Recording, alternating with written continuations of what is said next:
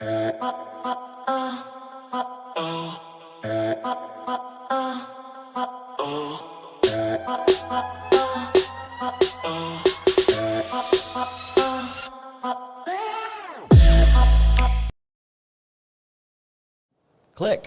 So I had the wrong intro. What's going on, everybody? It is a dysfunctional night, apparently. Can you hear me? Jay. Yes. All right. Yes. Okay, just making sure.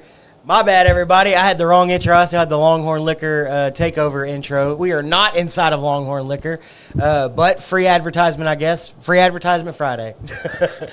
And if it was going to happen, I guess if it needed to happen to me and not Roy, right? Yeah, probably. Well, you know. What's going on, Eric? Glad you could tune in. If you can't tell, I've already got him on screen. It's this way, actually. I am joined tonight not by Roy Gravis, but Jake, a.k.a. at Bama Bourbon Hunter on Instagram and Facebook. What's up? Oh, you know, just a dysfunctional Friday as always. Is it ever functional? Let's be honest. No, that's what's so fun about the name. Yeah, is it ever functional? Not at all. How's your week been, buddy? Oh, just working and, corporate meetings. Oh, those are always fun. Hence why I have this. Oh, you. I haven't changed since I've been home. Hey, Roy's in the comments. What's going on, buddy? I don't know if you saw the picture he posted before we went live, but he stopped at Andalusia on the way up there. I did see that. He got a flight, and it sounds like we might have a special treat next week whenever he's back in studio. Ooh. Yeah, I'm pretty excited. I mean, I'm not a huge fan of their peated stuff, but it's always cool, especially the story that I'm going to let him tell whenever he gets in studio. But I hope they have a fantastic anniversary trip. They're going to Fredericksburg just as me and the wife did, so I know they're going to have a good time. Let's just hope they don't have to float back on their way back. Yeah, it's been pretty bad. I had to walk through a lot of water. Yeah, here down around Houston, they're like evacuating people. Yeah, Livingston's underwater. Yeah. Man, it's all over the place. Eric, I can't do that thing, but he did the whole let me talk to you, so... Yeah. There you go. Got somebody that can fill in. Well, do you want to dive in? Well, I mean, we might as well. Hey, what's going on, Ryan? Glad you could join us this evening. Well, we're going to do this whole thing? Oh, we're going to do that.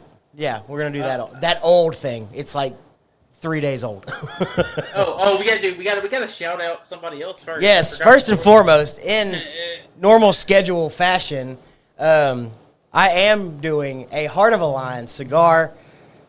I have actually got the purple label, which you can't see because I am too far away, but it is the Roar. Can you tell us a little bit about the Roar, Jake? Well, I can try. Go ahead, buddy. Thanks for putting me on the spot and not telling me we're doing this before we started. There you go. Here we go. I didn't know we were doing this. I grabbed it as I was running out the door. The Roar is more on the mild side of Heart of a Lion stuff. You're going to get some very earthy notes in the first 2/3 of the cigar, followed by, with all of his cigars have really pronounced earthy and floral notes, except for the sweet tip cigars. So, which are a little bit, more on the fruitier, sweeter side of the cigar spectrum. Yeah, and this one is a barber pole.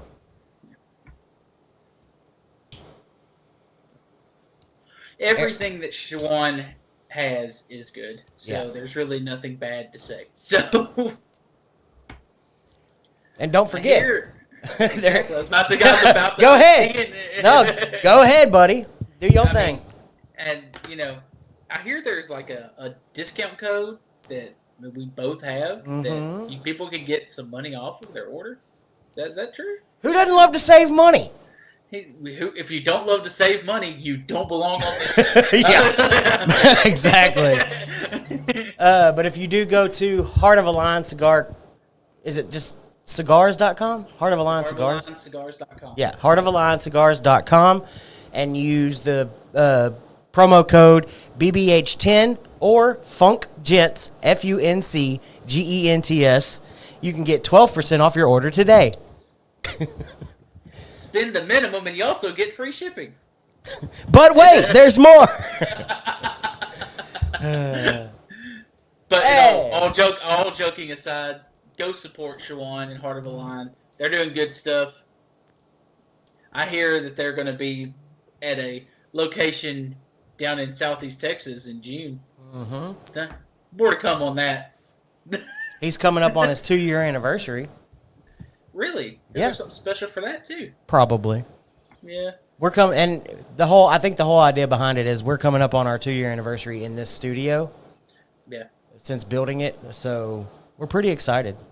I'm probably not going to be in studio for that. We have plans, but it'll be a good show. Oh. Yeah. Hey, Blythe is in the comments. What's going on, buddy? Oh, Blythe. Yeah, you know it's going to be a fun night whenever he shows up. And he shows up early on I time. know. Who'd have thunk it? Ryan's Blythe showed up before 8:30. Right. Ryan said the Roar is what he smoked after Whiskey Fest. Exceptional cigar. Yep. That's I high think we all praise. had one. Yeah. We all had one, I believe.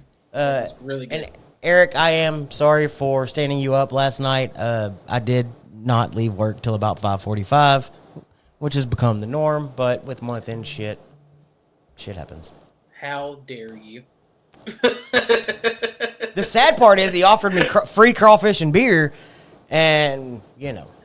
That's even worse. I know. Yeah, the man's free crawfish and beer. What are you thinking? That's worse than standing him up. You let free food go. And if you can't tell, we like food. Oh, he ended up taking Michael Wright. Well, that's not a bad date. That's not a bad date to have. I mean, no offense, Bucky, but well, you know. I'm no Michael. Blythe, I'm glad you still have pants on, but I may or may not. Good thing you can't see below the table. I can confirm he does have pants on because I saw him stand up earlier. Damn it. Thank God. That would have been bad. Yeah, Dana asked if I was going to do the show from the house tonight since it was just me and you. And I kind of thought about it, but it's the Functional Gentleman. I wanted to kind of be in studio, be able to smoke a cigar, kind of just hang out for a little bit. And, well, if I'd have been at the house, I probably wouldn't have had pants on. Thank God you're there. Yeah, right. Whew. Yeah, so this is another great one. And, I mean, you can see it's burning pretty even. They've all got good burns on them. Every one of them has been smooth. My personal favorite, until I'm proven otherwise, is the King. Just saying. Yeah, he's gonna have to do something pretty special to top that one. Yeah, that one is just man. It's so much. It's so unusual in the best way. Yeah, I haven't had another cigar like that one. To be honest, I would say if that is his. If you had to define Heart of a Lion in a single cigar, it would probably be the King. Oh, absolutely. He outdid himself big time on that one. Big time, yeah. But, yeah, absolutely. Michael, I am smoking the Heart of a Lion Cigar Co. Roar. It is the purple label. Mm-hmm. And it's a barber pole. They're all good. But, again, it's another good one. As much as I'm not a huge fan of, like, the sweeter cigars, even his sweet caps are really, really good. Because it's just enough hint of sweetness with that cap. That's the ones I'm doing next. I'm doing the sweet cap ones next. Yeah? On sips. Yes. Sorry. Michael, if you're, I think you're just now tuning in. I wasn't sure if you jumped in earlier. But if you do go to heartofalioncigars.com, you can use promo code BBH10 or FUNKGENTS for 12% off your order and free shipping once you hit the minimum. Best value on the website is buy the sampler pack. Yes, absolutely.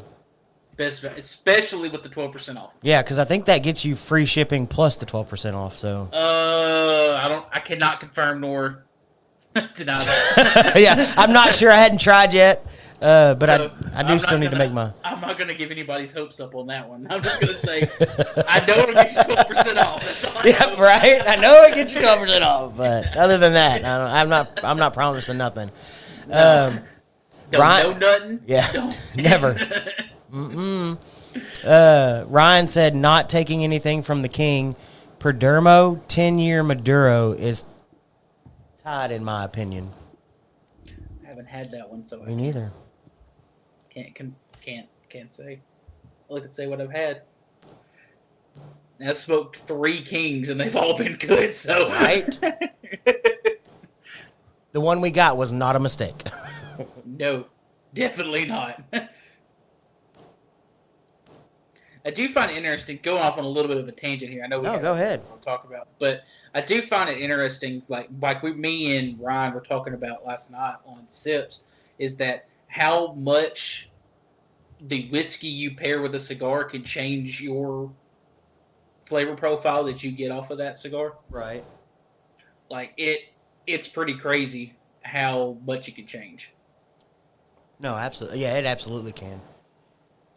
And I mean, that's something I didn't really, because I've only been smoking cigars pretty regularly for probably the past year now. I mean, I've had, always going to group therapy and stuff, but trying to smoke them a little more regularly. And I'm realizing real fast that what you drink with it matters, or what you're smoking with it matters as well. Like if you do, say for instance, you wouldn't do this, but if you, with that cigar, if you paired something like a Speyside Scotch with it, like that's fruitier or something like that, Yeah. it's going to bring out the more fruit notes in that cigar. If you drink something darker, you're going to get the earthier notes out of that cigar. Absolutely. So, yeah. Anyway, little tangent there. Hey, here's a name you'll recognize. Mr. John Marble is in the comments tonight. John Marble's in the comments. Yeah. He said, and then there's this guy. I can't watch this show because it has the word Bama in it. Well,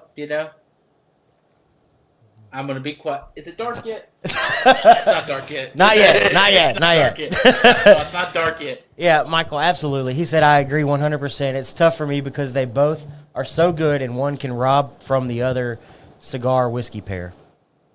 You got to be very careful not to overpower. Yeah. Like a sweet cap cigar, you would definitely not want to do Rio with that. Yeah, no. Mm-mm. It would overpower. They would overpower each other, and you would probably wind up with some bitterness in there somewhere. So you wouldn't want to do that. You would want something a little bolder with Rio to balance it out. Yeah, I mean, I'd have to find something like dark. Dark. Yeah, dark. Oh, all right. Well, you want to do the thing? The other thing? The other thing? The special thing that we have? Yeah. Yeah. So, drink of the week. This is go ahead.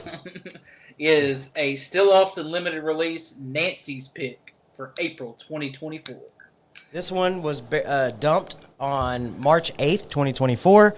It is 125.75 proof. Barrel number 20180713-4. Aged at least 4 years. Shout out to Bucky, who That's got me. these at the distillery. I did. I was there. He was there. And then he said, "Hey, I'm sending you something in the mail." And I was Yeah. like, "Well, I don't turn down free things." Hey, it only took me like a month. Hey, man, no comment. Well, Hey, it worked out because we're featuring it on this show together Exactly. instead of me featuring it on my show alone. yeah, right. Exactly. So this one has a mash bill of 70%. Words are hard. 70%. Yeah, 70% corn, 25% rye, 5% malted barley. It's oh. Ooh. Let's see. Oh man, that is dark. That's very dark for Still Austin. I'm telling you. Oh my God! Have you smelled it yet, Bucky? Oh, Oh my God! son of a monkey's uncle. Did you just drop the cork down in there? No, my cork is. Oh, please don't tell me it ruined it.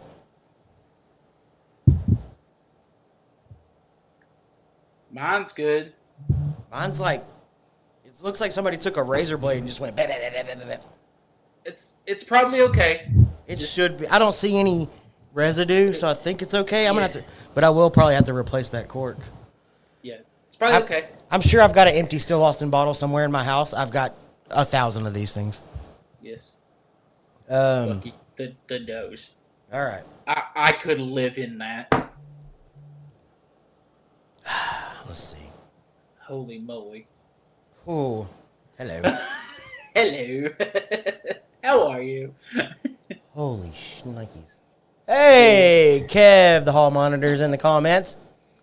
Dude, there's like fruit and That is. caramel and like vanilla and all kinds of That stuff is- going on in that. Yeah, that is super like dark fruity. I don't. Dude, that is a rich, rich dark fruit. Like Kind a. of like, What? I don't know what to even say about that. That's just like, that smells so good. Is it like. It's like a really sweet. I was going to say an apple or an apricot. Maybe? Like an apple. I was going to say like a red apple. But it's got like a not banana pudding, like bread pudding, or Yeah, there's some bread like stuff going on there. but like a really sweet type of bread, like rum raisin bread or bread pudding. It's probably from the raw. All right, that is, Ready? and for those that can't, I mean, I don't know if you can see it, Here, there you go. I'll help but that you. sucker is dark. Is dark. That's almost Balcones level dark, to be honest with you.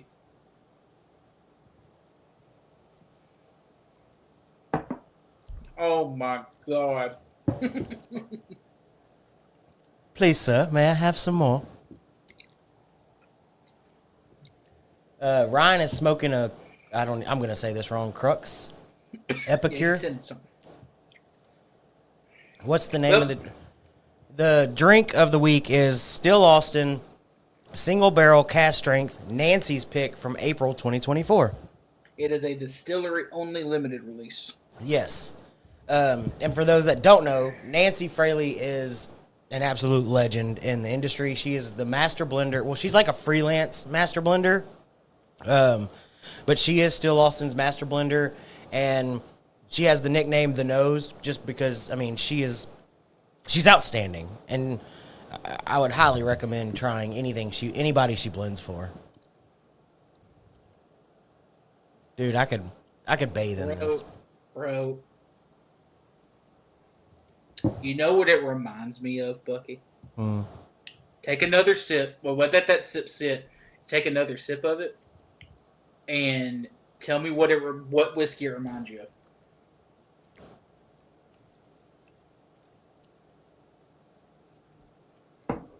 I don't know. Nothing.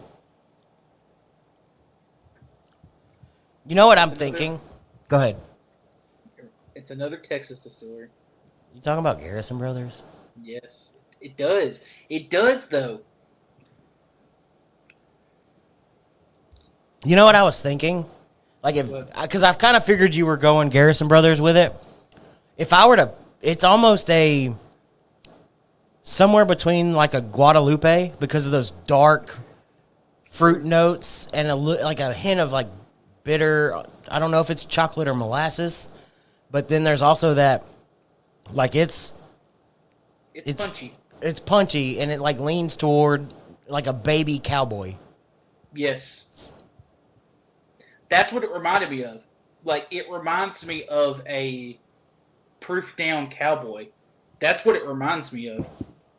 From what I remember from that cowboy at Whiskey Fest. Now, I've had a lot of whiskey since then, but It's almost like, I don't know. I don't. So I said bitter chocolate, but I don't know if maybe it's more like a coffee with some cherries in it. Yeah, I get the coffee. It's like a. I mean, this is like not drinking whiskey at all. Like there is something about this. Dude. Well, you know what they mentioned? If you go and read the blurb on Nancy's pick, Yeah. if you go and read it on Still Austin's website, because I did a little bit of research, Okay.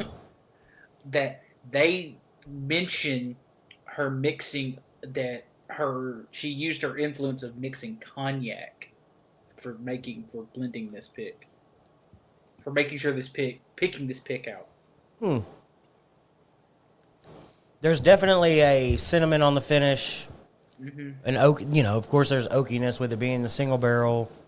There is that coffee note though that kind of is. But it lingered, like right it, before. Yeah. It's in the mid palate right before it hits that oaky kind of cherry fruit finish. Man, I should have bought 2 of these. Oh wait, I did, but somebody got the other one. Hey, I didn't know you sent it to me.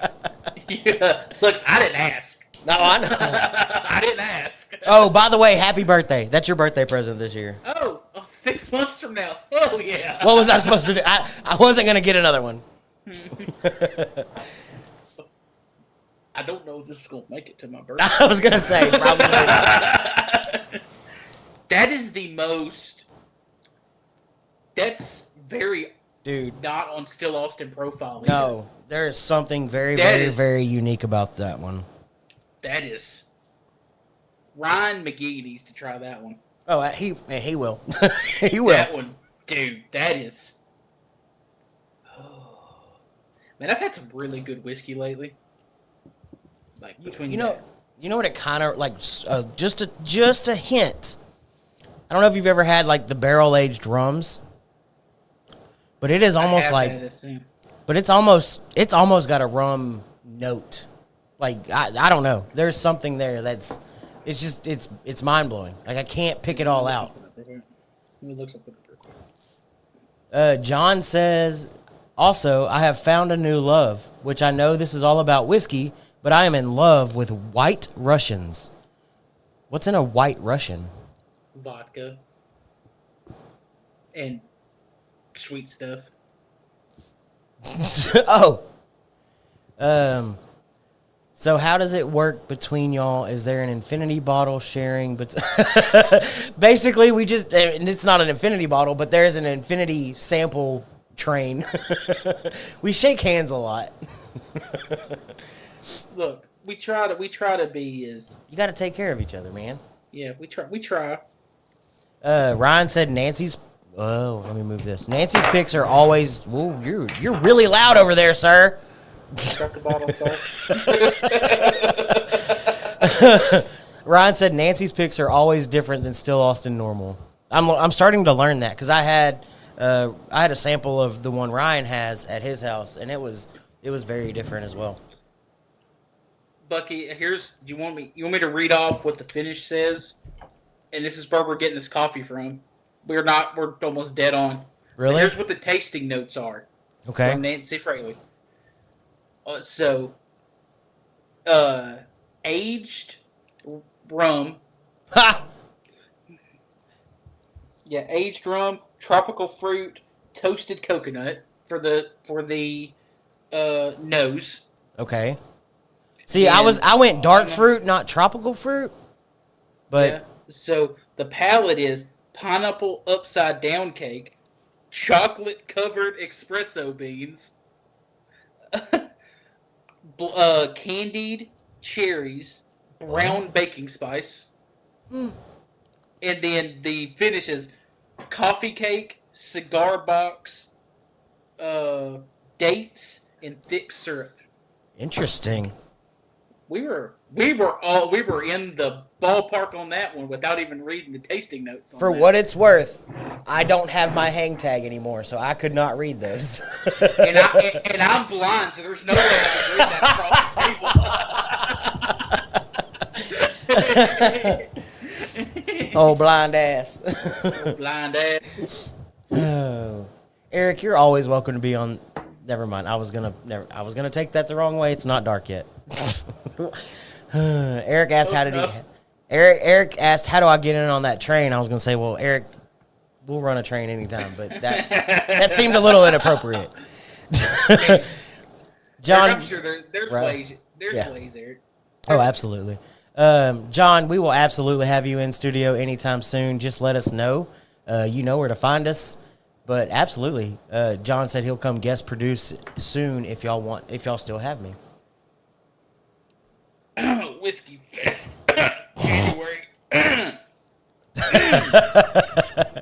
No, but absolutely. I mean, I know there's at least a few people in here that would love to have you back in studio to give you a hard time. But no, we'll absolutely have you back, buddy. I would give him so much shit. Right?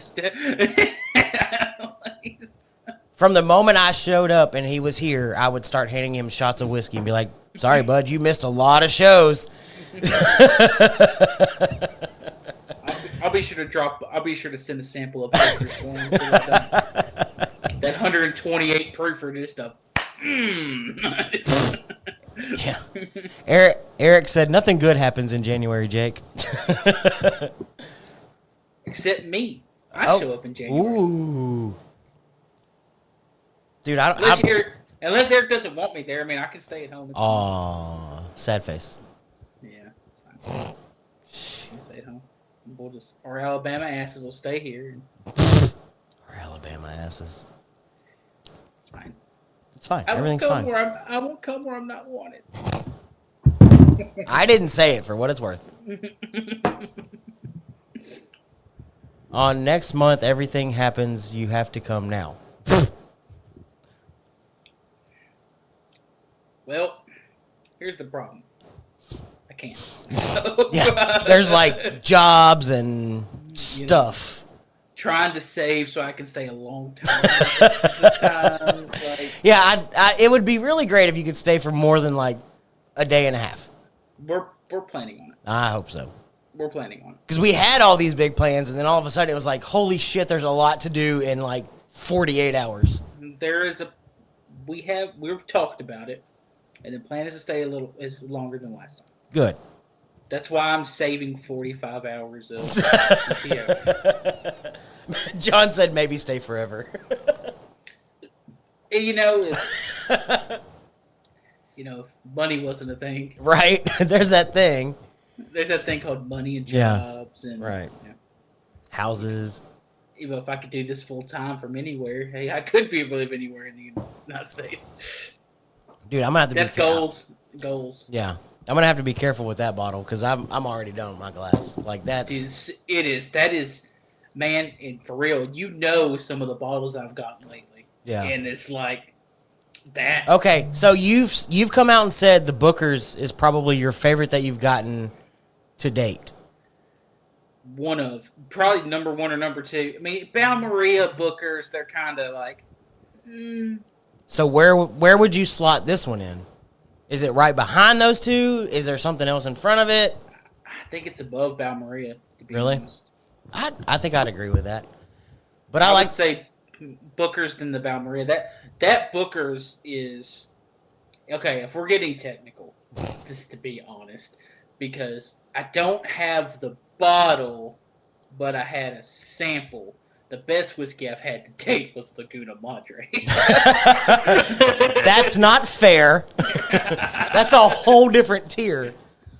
Well, blame Chuck. It's his fault. I mean, that's like a $350 bottle. Like, he paid $380. Yeah, let's be honest. That's a $300 bottle. We're talking about not $300 bottles. Yeah, I know. But I think the thing about this one is I don't know how much you paid for this. I didn't ask. It doesn't matter. Doesn't matter. So I know what most Still Austin picks sit around. Booker's is typically what, 115? No, 89. 89? Okay, That's so the retail is 89. All right, well, it's right. It's slightly above that, but right around that. That's what I'm saying but Booker's isn't picked by Nancy. Yeah, true. Booker's isn't a limited release either. Yeah. Well, Booker's is also a blend. Right. Single barrel. Correct. So there's a lot of differences there. I will say though that Longhorn Knob Creek bourbon is almost the exact same whiskey that Booker's is. Really? It tastes almost exactly Dang the it. same. They taste almost exactly the same. I had to run to Longhorn on Dallin before I shot over here, and they still have a case stack of the new Bookers, and I looked hard at it. I'm not gonna lie, like I look hard at it every time I walk in that store. Dude, I mean, I don't understand why people don't get it. Like I think a lot of people are turned off from the Jim Beam profile. And I like it. They know Booker's is a Jim Beam. I don't know if everybody knows that Knob Creek is. I mean, I don't know how, because it's that nuttiness that, like I said last night. I mean, Jim Beam's nuts or Nuts Booker, yeah, Booker knows nuts are in every bottle. I mean, but I like the nuttiness. I like that profile that they're putting out. See, that was my first Booker's. That one back there. That's the first time I ever had it. Does it have that nuttiness to it, or? It's more like charred oak than nuttiness. Okay. In that bottle, I have heard that like on some Booker's bottles, it's overly nutty. Really? Booker's is all dependent on the blend. But like I said, because it's not a single barrel, it's a blend. No, absolutely. So you get a bad blend. But it's also done. It's also done to Booker specifications, because from what I understand, it's ran differently off the still as well. Like, they completely skip one section of the whole distillation process, like the doubler or whatever. They also age it at a different warehouse. Right. So, I mean, there's some differences there. And from all the stories I've heard, I mean, Booker No was a larger-than-life kind of guy. You know, he loved fishing, and, I mean, he had that big Santa Claus laugh, and was just from everything I've heard, he was just an awesome dude. Booker's is Jim Beam's, almost Jim Beam's B-Tac, kind of. Yeah, I mean, in a sense, yeah. Ryan chimes in with most Booker's is overwhelming with nuttiness and heavy charred oak. Mine is very heavy charred oak. It's not overwhelmingly nutty, in my opinion. At least that one. That's probably why that one sells for $350. Probably. But I mean, the nuttiness, the Longhorn Select, Knob Creek, the nuttiness, that profile of it, it's really good. The damn near 10-year age statement. I mean, it's absolutely delicious. I loved it. I loved every bit of it. Yeah, and I'm not a huge Knob fan. Like Knob Creek, like Jim Beam. I see what you did there. Quit giggling, you. What's going on, Brett? Brett's in the comments. I know you can't. I know it's hard. You can't see them. This kind of sucks. We got to figure this thing out. I know there's a way we can do it. We're supposed to be able to. I know. Hold on. He said, Brett says, Jake, are you going to visit Bucky, or do I need to trust him with this package of samples and goodies? Oh, wait, what? What? No, so he sent me a picture of some backwards facing samples and was like, if you can guess all of them, I'll send you another sample. And I was like, there ain't no way. I have to get back with Brett, because he has offered me samples too. And I have seen his inventory list. I know. Pick stuff out from it yet. Brett keeps inventory better than I do, and I'm a parts manager. He gets inventory better than I do, but I'm an inventory control. Why is everybody chiming in saying I cannot be trusted with these samples? What the hell, guys? Come on. Hey, if you send the samples. Oh, okay, here we go. What? Go Here ahead. we go. Go ahead. I'm just saying. Are you saying you're sending Bucky? I'm confused at this, because it sounds like you're sending Bucky samples to me. And why would you be sending Bucky samples to me? Yeah, if you're sending me samples. Yeah. If my samples go to Jake, they won't make it to me. if I have samples coming to me, I will review them on the show, on my show.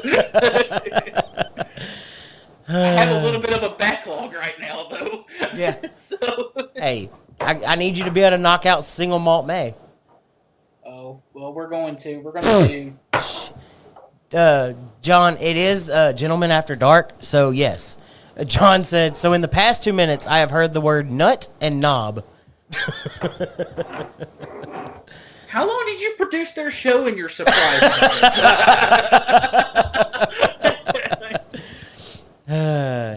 Brett said, I just meant you guys should be sampling together, trying to be inclusive. Oh. We're always inclusive.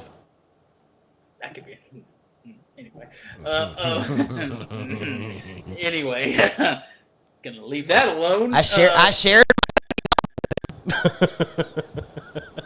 But, Brett, I will not be back in Texas until January. Shit. No, but So. I try to put some things away because I know you're coming. Nutty, knob, and coming. Damn it!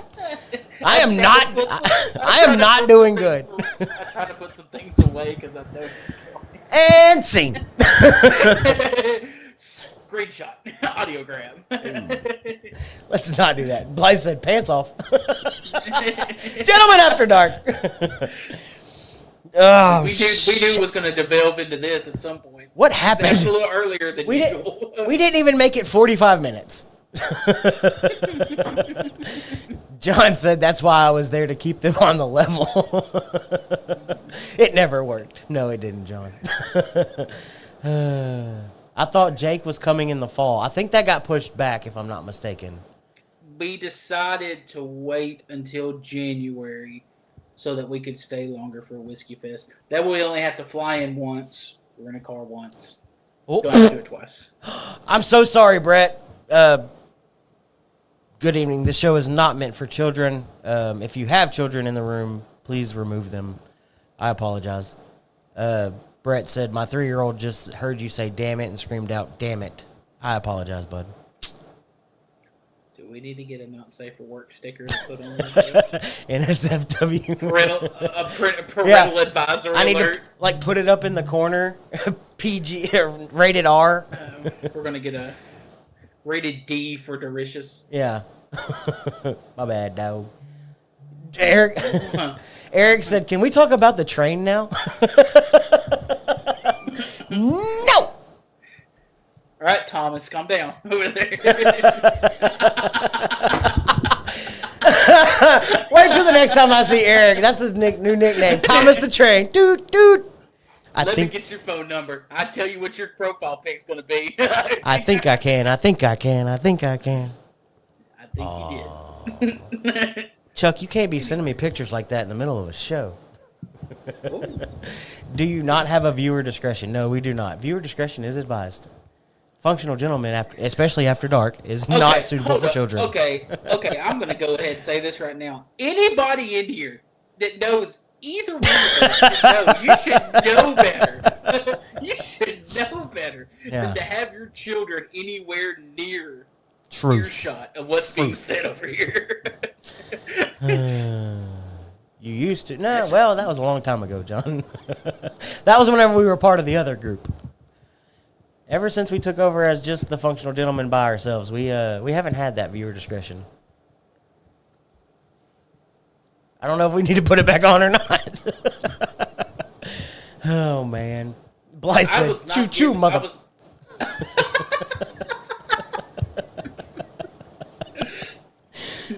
God dang it. Speaking of trains, Block's going to be here next week.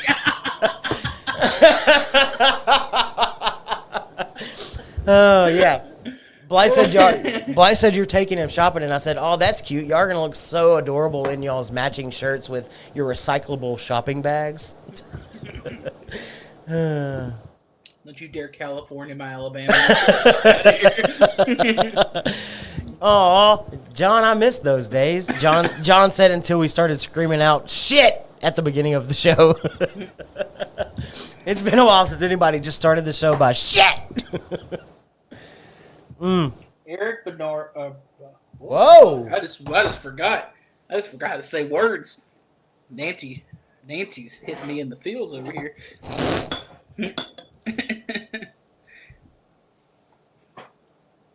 Anyway. You're bringing the what, Blythe? I'm bringing the naders? Don't you dare! you keep Oh, those tornadoes in yeah, no, Oklahoma. you keep them naders up there. We don't want none of them. I'm under flood warning right now. They don't need water spouts coming across their flood water over here. Yeah, no, keep that shit up there. You and your freaking strongest tornado ever recorded up there in Oklahoma. Had us freaking out. Hey, no, for real. Last Saturday, like, this was before. No, it wasn't Saturday. This was like Monday or something. They recorded the strongest tornado ever recorded on radar in Oklahoma. It looked like a hurricane on the radar. It was so big. Like legit, we were all worried. Damn, Oklahoma, you scary. You scary. I lived through hurricanes, and I don't want to deal with that shit. My bad, Blythe. I was cooking dinner. Blythe said, Bucky wouldn't even answer. Luckily, he wasn't like dying or nothing. I mean, there's a positive to it. Just to put it out there, I texted you, Blythe, and you waited an hour to get contact with me. That's why I texted Bucky and called Roy. Yeah, we were, But once he texted, everything was fine. Now we're back to making Matthew Lillard as a sexy beast jokes. Shit, I just poured the wrong whiskey. Damn it. The wrong one? Guess I gotta drink it. Oh, no. I poured the Knob Creek. Oh, no. Not the knob. I meant to pour the 1792. But... Well, it's going to happen when you're blind. I mean... Wow. What's your excuse? I drank too much.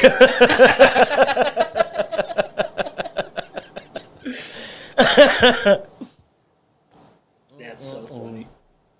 So while we're on the topic of Still Austin, before I start drinking this Knob Creek, yeah. So in your opinion, what is a bigger deal for a distiller like Still Austin to have? A master distiller or a master blender? So I've said this before. I 100% think it's a master blender. I would agree with that too.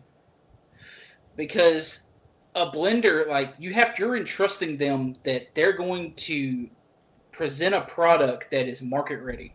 Right. Like, it has to be good. And it has to be good. And if you've got a good product already on the shelf, like a small batch or a whatever, that is an everyday shelfer that people are looking for, that they're going to buy, daily, weekly, monthly, whatever it is, it's got to be consistent. That blender has to be able to hit that note and blend those barrels and find the right ones. They're the ones that are selling your product. I don't know, just for example, I don't know who does barrels blending. Yeah. But Barrel Bourbon has gotten and Penelope too, have got the art of blending. Those two companies are tops of that. So, they were tops until I had that Still Austin tonight, and now Still Austin is. Right.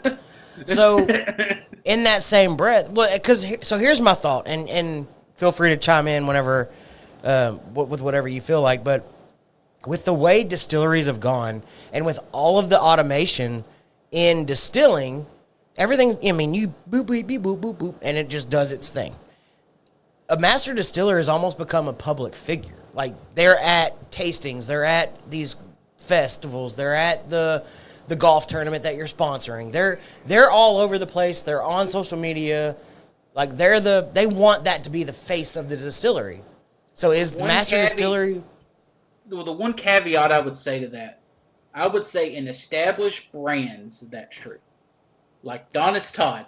Donnis Todd is without a doubt, but you think Garrison Brothers, who do you think go first? Oh, shit. Keep going. I got to... Donnis Todd. Hold on. Oh, no. Bucky's in trouble. Um, Gotta go this way. Oh Lord, there's been a panic at the speakeasy.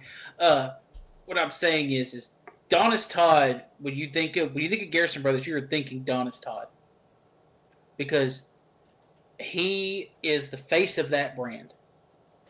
I think it's more important for a smaller startup craft distillery to have a good master distiller who is somewhat still in their infancy of building a catalog of recipes to use. If not, the master blender is more important. But if you're still trying to develop recipes and your master distiller is developing your recipe, that's pretty important. And we're back. So what I was saying, Bucky, is that I would say the caveat with that would be, I think it is important. It would be more important for a smaller craft distillery that is still building a catalog of recipes to have a good master distiller. Like who? Can you give an example? Say someone small that doesn't source. I'm trying to think. I'm sorry. What about like Detling out of Alabama? Yeah, that's a good one. I was thinking that. Yeah, Detling, because that's literally one guy, like 4 people work there. Right. Like, they only do 80 barrels a year. Wow, I didn't realize that. Yeah, they only do 80 barrels a year. So okay. In that same breath, what about somebody like JT Mellick? Does the distillation matter or does the blending matter? Well, it depends because the thing with JT Mellick is that their small batch is already so good that just, they have a base that they know what their flavor profile should be. Right. And so they know where they're going with it. So I don't think they need I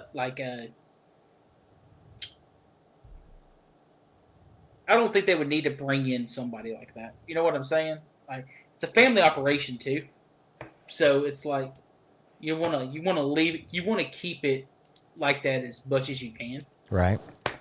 And Mike Frugier knows what flavor profile and what he wants his spirits to taste like. And now, eventually, when they get older whiskey, though, I would love to see a blend of older whiskeys from them. You will. Because I would love to see that rice whiskey in like a 15-year variant. Well, but it's never been done before. So, yeah. Like this year, and I don't know, they've talked about it a little bit, and they talked about it a little bit whenever we were there. But like this year, they've got some 6-year coming up. So this will be the first ever 6-year rice whiskey. And, I mean, obviously, I'd love to know how that tastes. Yeah. Because then you go, because how long can you hold on to it without diminishing return? Like, at what point does it become bad? You have to bottle it before then, because if you if you want to get to that 12-year mark or whatever it is, what if it starts to go bad at year 10 and you can't make it there, and now all of a sudden you're like freaking out? Do you have to hurry up and bottle that stuff, or do you wait and hope it moves past that point? Oh shit! Eric sent me a meme. That ain't no good. Yeah, I'll tell you about it later. But I mean, it's just things like that, especially with somebody like JT Mellick who's doing something nobody's done before. Because if they lose, like if they've got, let's just say they've got 12 barrels set back to try to reach whatever the highest age statement is they can reach, you've got to bottle it before it goes bad, or you're losing thousands and thousands of dollars worth of inventory. That's also the problem too with something like that, is they can't. That's a company that cannot afford angel share. Right. Like they're such a small company, so like just a family that doing that. Right. Like they can't afford to lose a barrel of whiskey like that. And that was why I asked. If you go back and watch, one of my questions was, how are you prepping to do the 118 because now you have to use more barrels for more bottles because you're not proofing down nearly as much with your 95 proof, I think is their small batch. You know, now you have to use more. Yeah. So well, that's a good question because they're independent. They're not a conglomerate. They can't absorb that cost. Right, now you're talking about taking on a state like Texas, which has a massive market. I There's a understand lot to think with about. them. Yeah, I understand with them too. Is that you have to make sure you don't oversell your capacity. Yeah, exactly. You want to touch on a couple of comments real fast? Yeah, go ahead. All right, so John's question is kind of interesting. I don't know why this is not wanting to work, but it was so a company that's putting out a spectacular small batch. They do it every time. What should their first selling point be? The master, I guess, in a sense, and what I'm wondering and thinking is, should it be their master distiller is their selling point? Or do you try to market and put out that your master blender is like this badass master blender like Nancy Fraley? I think if you're starting out, you don't do either one of them.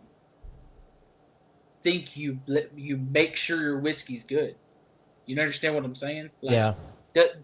Don't put a figurehead to it. Put Well, do you rely on a story? Yes, that's what I would do, because here's the thing: because you run a risk if you if a master distiller is putting their name on something and then people get it and say, "Dang, this is fucking awesome," and then anything that has that master distiller's name on it, they're going to be like, "Oh, I'm not buying that." Yeah, you got to move on quickly. But it's too late by then because you got barrels on barrels of that dude's distillate. I know. That's tough. I would say come to market. I mean, don't do what everyone else is doing. It's very. I mean, say you're a new company, say me and Bucky start a liquor company, whiskey company. I'm not rich enough for that. No, I know. It's hypotheticals. Neither am I. Yeah. What's going on, Chucky? So, hypotheticals. We're starting a whiskey company in 2024. First things first, you have to decide, are you going to have your own distillate first? Are you going to wait till you have your own distillate, or are you going to source distillate and blend it? Number 3, what are you going to do to make yourself stand out from the crowd? You're going to rely on a story. You're going to rely on a unique bottle. You're going to rely on a unique label. What image are you going for, and what market are you trying to get into? Yeah. Are you trying to play in the $30 to $50 range? Are you trying to play in the $80 to $100 range? Where are you trying to play at? Yeah. I mean, that's a lot of hard stuff to answer. I mean, because it depends on what you're doing. Because I'm telling you now, for sourcing, just like a whole lot of other companies that are sourcing, you're not playing in that $30 to $40 range. You're playing $80 to $100. Right. You immediately have to think, okay, well, my first bottle out is going to be at least $60, even if it's just a regular old small batch at 4 years old. Yeah. And then at that, you're doing what everyone else is doing. Right. At what point are you going to separate yourself from the rest of the bottles on that mid-tier level? Yeah.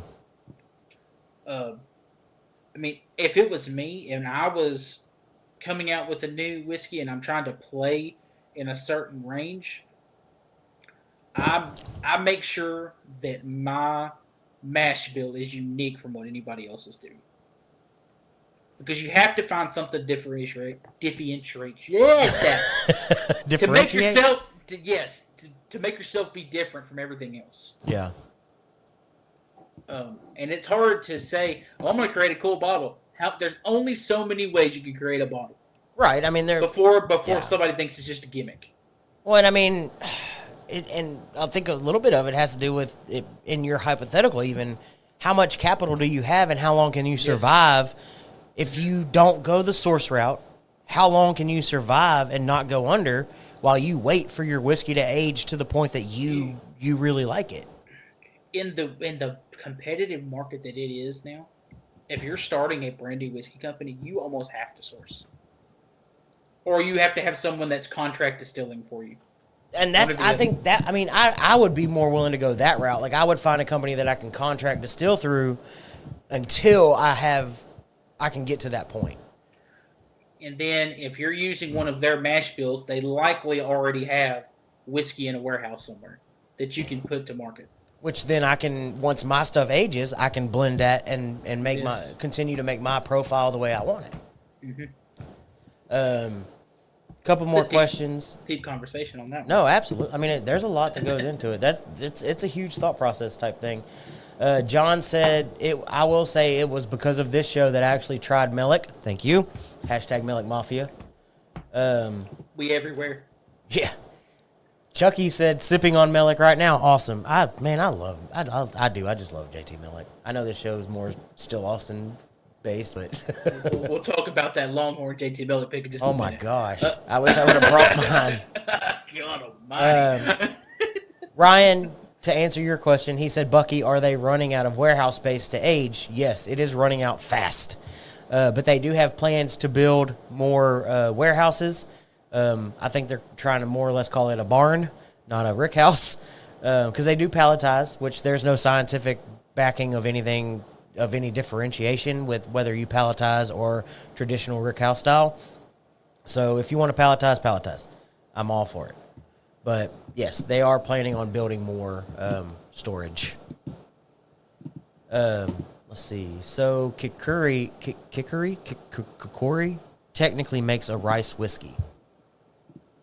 I'm not sure who Kikori is. And there are Japanese style rice whiskeys. It's different though. Yeah, it's very different. Why is this thing not wanting to work? JT Melick is the only American rice whiskey. Yeah. As far as we know. Eric said, I agree. Eric said, I agree with Jake, but don't you think all the distillers are the face of the company? It depends, because not everybody has a master distiller as the face of their company, though. I mean, they don't. Yeah. So. Brett said, I think with a craft distillery you can pull it off, but it has to be consistent. Otherwise, the branding aspects are lost in having a spokesperson. Yes. It's kind of what we were saying. John said, I mean, look at Jameson, which is a world-renowned Irish whiskey company. Every commercial they have had in the last few years is a John Jameson story, whether fake or not. So I'm wondering if it should be the history first. That's kind of what we were talking about is, do you find a story? Do you live by that story? Do you say, how many times can you hear the same, my great-great-grandpa's, whiskey recipe that I found underneath the barn in the back? Mm-hmm. At what point is it kind of the whole story that I give with Delicious, and it's a project that's just all about finding good whiskey, and whether you're blending it or putting it in a bottle or distilling it yourself, it's just about, it doesn't have to have an old-ass story. Like, find good whiskey, make good whiskey, put it in a bottle, and enjoy it with friends. Like, that's what we want. At the end of the day, I just want good whiskey in a bottle. Yeah, you have to take a risk trying things to find those outliers. Like, I don't know if I ever would have tried JT Melick if it hadn't been for y'all. Just to be honest, like, I didn't know anything about him. Right. Because it's not something that I have exposure to. Yeah, exactly. And I mean, that's one of the harder things is I've got exposure to things that you don't, and you've got exposure to things that I don't. Even with your just short drive to Tennessee, like, you can find different things in Tennessee that I can't find in Texas. You come across different things in Alabama that I can't find here, or whatever the case may be. This mouse is really getting on my nerves. Except that Connecticut Ridge, which no one needs to find ever. Please don't find that. Please don't find out. Yeah. Don't waste your money. Yeah. Maybe we need to do that one. No. Can we not do that one? I'm gonna give it to Blythe to take home. Guys, I apologize. I'm not being able to get to the comments very quickly. My mouse is taking a shit, and it's only wanting to work when it wants to work. Brett said, what makes sense is sourcing distillate right off the bat while working on building up your own. You need revenue, or you have no revenue for equipment, you have no revenue to experiment, kind of putting the cart before the horse. I mean, that makes I agree sense. with that. But it also goes back to a thing, too. Like, and I'm going to say it with Connecticut Ridge, and Bucky knows where I'm going with this. That's fine, but be honest about it. Yeah, don't say Alabama-style whiskey. Yeah. Be honest about it.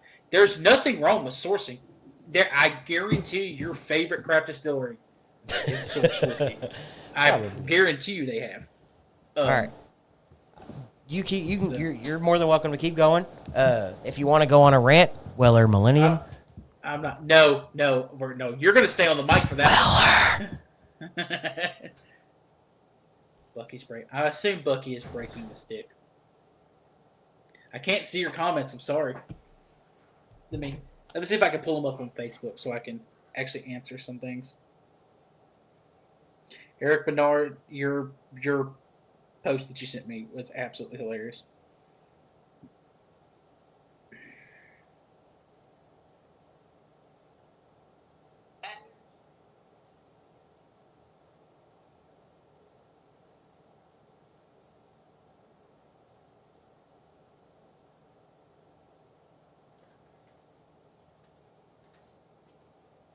No, I have not. Ow! I pulled the comments up on my phone. First of all, Ryan, no, I have not had Fiddler yet. For some, Blythe said Jake is really going to be exposed next week. I don't know how I feel about that. First of all, we are not. No means no. Anyway. Oh. Hey. Eric said, why I said that is you think of Garrison, you think of Donis. Beam, you think of Freddie No. Jack, you have Chris Fletcher, and so on and so on. Yeah. No, absolutely. I mean, that's why the master distiller question comes up. I mean, what matters more, though? The next one is John said, that's why whiskey companies and craft companies need people like y'all. You're giving exposure to people who are not in the whiskey scene. If I was a whiskey company or a liquor store, I would pour money into shows like yours. Bring the money on, baby. Yeah, I'll take a bag. Gladly accepting sponsorships. I do like Ryan's comment. I don't know if you read it or not, where he said it depends on the market you're trying to move into. Yes. The whole idea of a gimmick, like Oak and Eden, they've got the spiral in the bottle, you know. Mm-hmm. I mean, can you live on a gimmick, and how long can you live on it until it is just a gimmick? Good times. Just say it. How many different wines can you finish a whiskey in? Look, if you didn't know, Peeps are finished in a barrel, so therefore you can have a Peeps aged barrel finished whiskey. If you didn't know that, if you ever bring that anywhere near me, I'm going to break it against the ground. I'll figure out a way I'm gonna melt a whole bunch of Peeps down and barrel age them. You nasty, you evil bastard, evil bastard. It's gonna be delicious. So. You're gonna make Roy's blood fucking free. We're not gonna be drunk. We're gonna be all hopped up on sugar. Yeah, he's gonna need a whole new insulin back after that shit. God Almighty. So a lot of the discussion, like on that master distiller and master blender thing, was about craft distilleries. So a little bit of a topic that came up this past weekend. After I'd gone to Nature's Brewing Company, and then we kind of talked about it on the show where we were live from Longhorn Liquor, was craft beer and how they have these hilarious names like Screen Door Jesus and all these weird names. Shout at the devil. Yeah, would craft distilleries benefit or be hurt by having a funny name for their whiskey. I think it goes back to what Ryan said. Depends on what market you're trying to move into. I think you can get away with that more in a $30 to $50 range. Let's be honest. Me and you have played in this scene a little bit now. There is a bit of sometimes when you get into that over $80 to $100 range, and the people that are buying that stuff routinely, a little pretentious. A little bit. Just a little bit. Okay, but what if you had if you were in a local, if you were a Alabama distillery and you just wanted, all you really cared about was being in Alabama. If you moved to other states, great, but if I wanted to stick to Alabama only, I wanted to conquer my local market and then maybe move out a little bit more statewide, could you get away with naming it stupid stuff? Yeah, you probably could. Like, probably name it like friggin' Tide Juice or bullshit like that. Don't name it Tide Juice. I'm just saying. Or call it Tide Pods or something. Oh no! Like that. There's a lawsuit waiting to happen. I tried Tide Pods. Yeah, it's better than some of the other stuff they put in their body down there in Tuscaloosa. This is probably true. Let's see. Yeah, you could. It does depend on the market, though. John said, "Peeps." I take back my entire sponsor statement. The only company I think could get away with distilling Peeps and people would buy it probably Buffalo freaking Trace. Probably it's their experimental bottle. Experimental bottle. Only in 375s for $99.99. Aged in Weller Special Reserve barrels. Yay. So I'm not going to go on the rant. I'm not going to go on the rant. I'm going to leave it alone. So I want to, but leave it alone. I don't know how much you remember of the 1792 you poured last night, but I'm getting like a bubble gum on the nose. Yes, that was going to say a thing. I get like a Big League Chew. Yeah. Like a semi-sweet bubble gum, not a sweet bubble gum. But it's completely opposite on the palate for me. Like it's I don't know, like a spicy something. There's more spice on it than I remember from last night, but also we just blew our palates out with 124 proof. This is true. So we could be picking up on things we wouldn't normally pick up on. Yeah, maybe. It is good though. No, absolutely. It's really good. It's really good.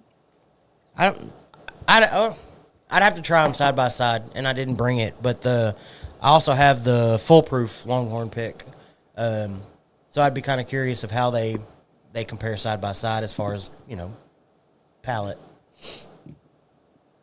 But I mean, I'm not super disappointed with 1792. The foolproof and the bottle and bond, both store picks, are the first and really only 1792s I've had. This is the only 1792 I've ever had. Oh, really? Oh, yeah, you said that last night. Mm-hmm.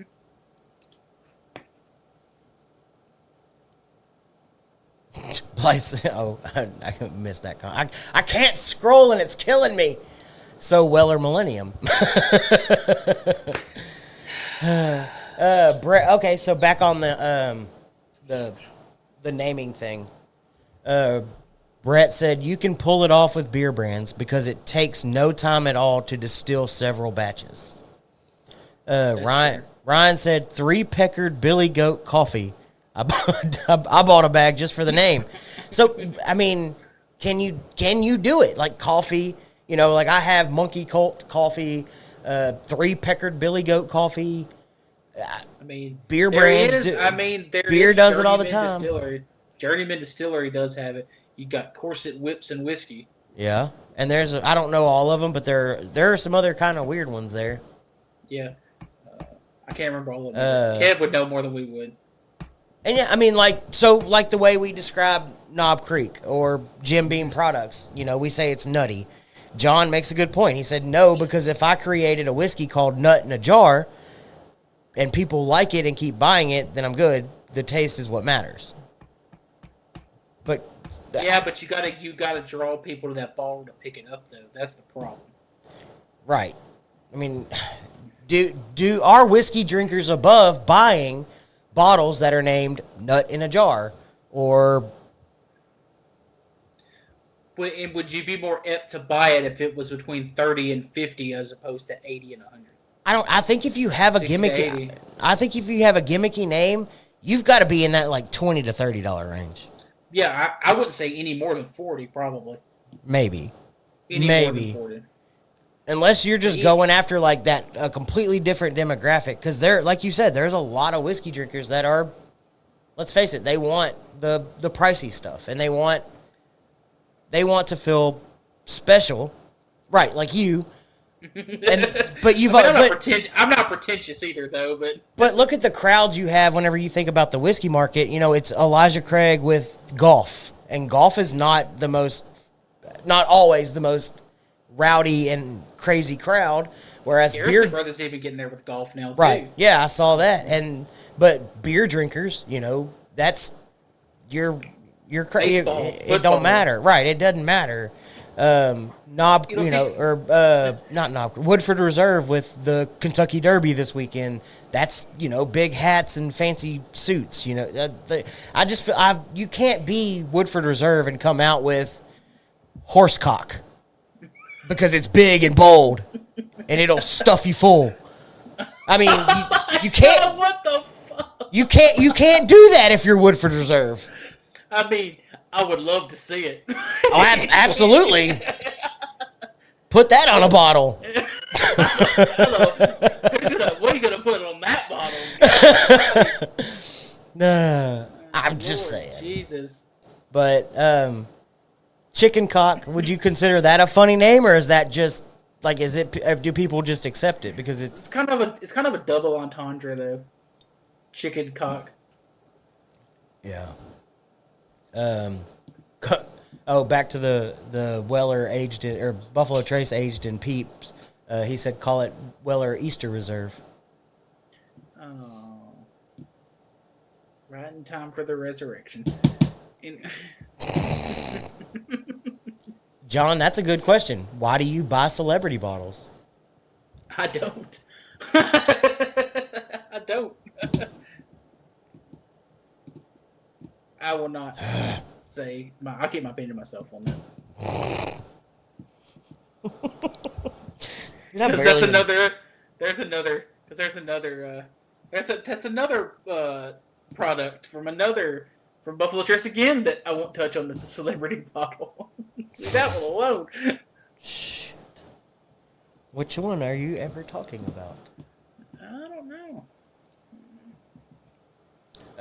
Journeyman has a great story for corsets, whips, and whiskey. Their distillery was previously home to a corset factory and a coach whip factory. Huh. Did not know that. So it's not as weird as I thought it was. Let's be honest. Most whiskey drinkers are using word of mouth because whiskey collectors are just going after secondary sales. You know, I don't ever want to be known as a collector. I want to be known as a drinker. Like, I'll be honest there. Yes. I'll go ahead and say this. Like, Bucky knows this. I don't have but one or two cheap bottles of whiskey in my cabinet in here. Yeah. This is the truth. I don't. But every bottle's open, though. But I love the fact that you crush, like, you murder those bottles. Like, your Penelope toasted rye gone. No, it's still here. I still have some. Oh, you do still have some? No, not the rye. The rye's gone. Yeah. The rye is gone. Your Law single malt, just about every time I turn on my Facebook Sips at the Lodge live, you're taking little sips out of it. Your Bookers, you're always taking little sips out of it. These aren't cheap bottles. They're not bottles that you can run out and grab any day of the week. But my thing is why buy them? You know what I'm saying? Like, why buy them if you're just going to let them sit on the shelf? There's no reason. There's no reason to spend the money on them. No, absolutely. I agree with you 100%.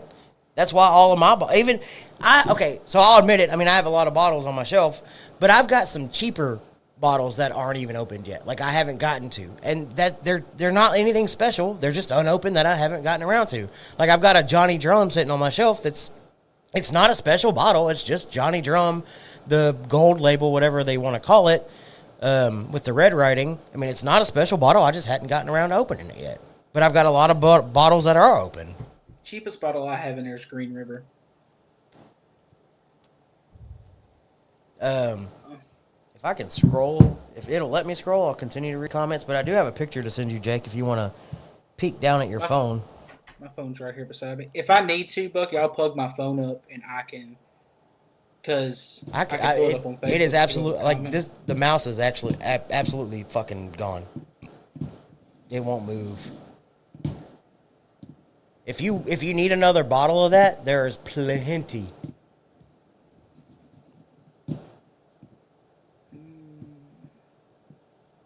Go straight. Exit Distillery. That's from Ron. Well, I said the cheapest bottle he has is Weller Special Reserve.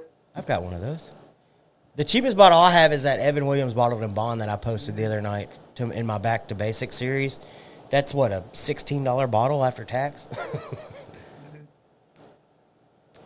Eric said we had a scotch named something special and it was trash, but people bought it just to say, hey, I got something special. That would be kind of funny. Ron said I should do a bottom shelf shootout with cheaper bottles. I think it would be interesting. I've never seen you drink a whole lot of bottom shelf stuff. Here's the problem. Is that what you quote-unquote called bottom shelf isn't even bottom shelf in Alabama because they jacked the fucking prices up. Oh, man. It would still cost $35 to get a... Because I'm not getting Canadian Club. Go fuck yourself. It's not happening. Like, I'm not drinking that crap. I'm not, like... When we're talking bottom shelf, we're talking quality bottom shelfers. Like, would you say... Billy Goat not Strut? bottom shelf. Cheaper bottles. Let's see. So, say for instance, if we were going to do that, I would put in regular Jack Daniels, probably. Mm-hmm. I would put Evan Williams single barrel, like you have there. Early Times Bottled in Bond. Probably would put Heaven Hill Bottled in Bond because it's still relatively cheap. And attainable, too. But white label. So, but I feel like, real quick, John, thank you for tuning in tonight. It's always great to talk to you, buddy. Thanks for tuning in, John. Let me know if you want to come and do a guest producer thing again. We'll absolutely have you in studio, buddy. But so I think if you're going to do whether you want to call it bottom shelf bangers or budget bourbon blowout or whatever, you have to put a price. You have to put a price point on it. Yeah. And I think you'll blow through that price range in my head if you want to include the Heaven Hill Bottle and Bond, because it's a $50 bottle now. $45, $50 depending on where you're at. So I mean, I think you've crossed that threshold. Because if you're talking early times, if you're talking Evan Williams Bottled and Bond, if you're talking Penelope White Label, you're in that $15 to maybe $30 range at that point. Do you maybe stretch it to $35 if you want to go Green River? But Green River's everywhere, though. You think you have to include Green River in that? Oh, I mean, it's absolutely a budget bourbon. But I mean, there's things like you have to stop at a certain point. You can't say, okay, well, because at what point, if you're throwing in Heaven Hill Bottled and Bond, okay, well, let me throw in Garrison Brothers Small Batch at $60 or whatever it is. Well, that's not fair. Yeah, it's not fair to put Garrison Brothers up against any of those bottles. Yeah, Roy said they're going to Modisette in Sons tomorrow. It's 100 foot from here. Dang, that is really close. I saw Modisette and Sons whenever we went to the little Fredericksburg strip. That was one of the places I told Roy he needed to stop by because they do a lot of the single malt stuff. Roy, remind me, and I will text you the couple of offerings that they have that I was told we needed to try, and that way you can try them and let us know. But Ryan, Bucky, did you send me a picture? Yeah. You said you were sending me something. Did it not send? Oh, did I send it to the wrong person? I may have. You didn't send it to me because I didn't. No, I did. Oh, maybe it says sending. I don't know what's going on. No, anyway.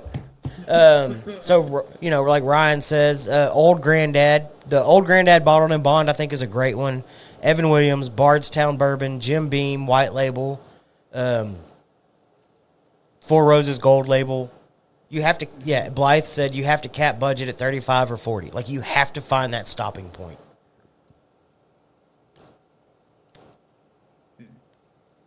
Be interesting. That'd be something I have to dig into a little bit. I'd like to see you do it just because I don't think I've ever seen you drink a quote unquote bottom shelf banger. Whereas I'm doing a full on series of it, of the ones that I find are absolutely delicious. I finished a whole bottle of Green River. That's probably the only one, though. That's probably the only one. But I think it'll make you appreciate the bottles that you do get. Like, I'm super excited to get something like the Still Austin Nancy's Pick, the, whatever I can, the stuff I can find, like the Balmorea. I know I'll never buy another bottle of that. Maybe. I say never, but you know what I mean? Like, that's a $180 bottle that, let's face it, I've got one. I'm going to have it for a while. I probably won't buy another Balmorea when I'm in Texas next time. My goal is to buy a Cowboy, though. I want to have one. Yeah. No, absolutely. I'd love to have one. And last year I actually found it under retail, and I was like, yeah, it was real hard not to buy, but it's still expensive. Like, it was expensive. Still $180 or whatever it was. Yeah, but I need the Garrison Brothers Rainbow. Blythe said, a Garrison Brothers Rainbow. Mm-hmm. That's a rich man's rainbow. It is it's a rich man's rainbow. The one I'll probably never get is the Laguna, probably. Yeah. By the way, anybody in the comments going to the drop for Ladybird for Garrison Brothers, hit me up. Shit. Yeah, no joke. Has the monies. Blythe said, everyone I know that doesn't spend what we spend shops in that $40 tops range. It is not, I have been very lucky to get the bottles. No, absolutely. First of all, I have a very supportive wife, or I wouldn't have the bottles that I have. That's the truth. Yeah. And I'm lucky to have some very good friends, too. Or I wouldn't have gotten the Still Austin bottle. I wouldn't have got that pick from an unsaid person on the internet who also wears a flat bill hat. Anyway, there's lots of things I wouldn't. No, absolutely. But so, and let's face it, Blythe makes a good point. Like that's what they spend is less than $40, whereas my average, and I know yours is a lot higher just with what you have, but the average price of the whiskey on my shelf is probably somewhere between $60 and $80 because something like Pursuit Spirits, their bourbon and rye alone costs $60, and that is my go-to. Like, if I'm going to something, it's something like that. It's something like Penelope, which averages about $80 a bottle. It's that's my average place, whereas a lot of people sit in that 25 to 40 range. The only reason that my cost is a little higher is because of the couple of bigger bottles I have in there. Like, because of the Balmorea and the Booker's that's in there. Other than that, everything else is around 80 to 100. Yeah. No, everything else is less than 100. Except, I did overpay a little bit for my American Light whiskey, but yeah, worth every penny. Yeah, I mean everybody's seen my rainbow of Penelope, and you know how much all those cost. So So everyone, get me and Bucky will be starting a GoFundMe for the steak collection yes, later in the year. absolutely. If you would like to donate, Like to donate. It's called givebottlesahome.com. I need to reach out and see if they'll let me pay monthly, like on a firm or something, because I can do a payment plan. I'll happily do a payment plan and never be late. Do you think it's possible we may actually get to try a steak collection at Whiskey Fest next year? All I can do is ask. That would be nice. That would be nice. Hey, It may be unofficial. Like, yeah, it might be but yeah. unofficially not at Whiskey Fest. But I can ask. But in my mouth somehow. Along with Booker Nose Nut and the knob. Yeah.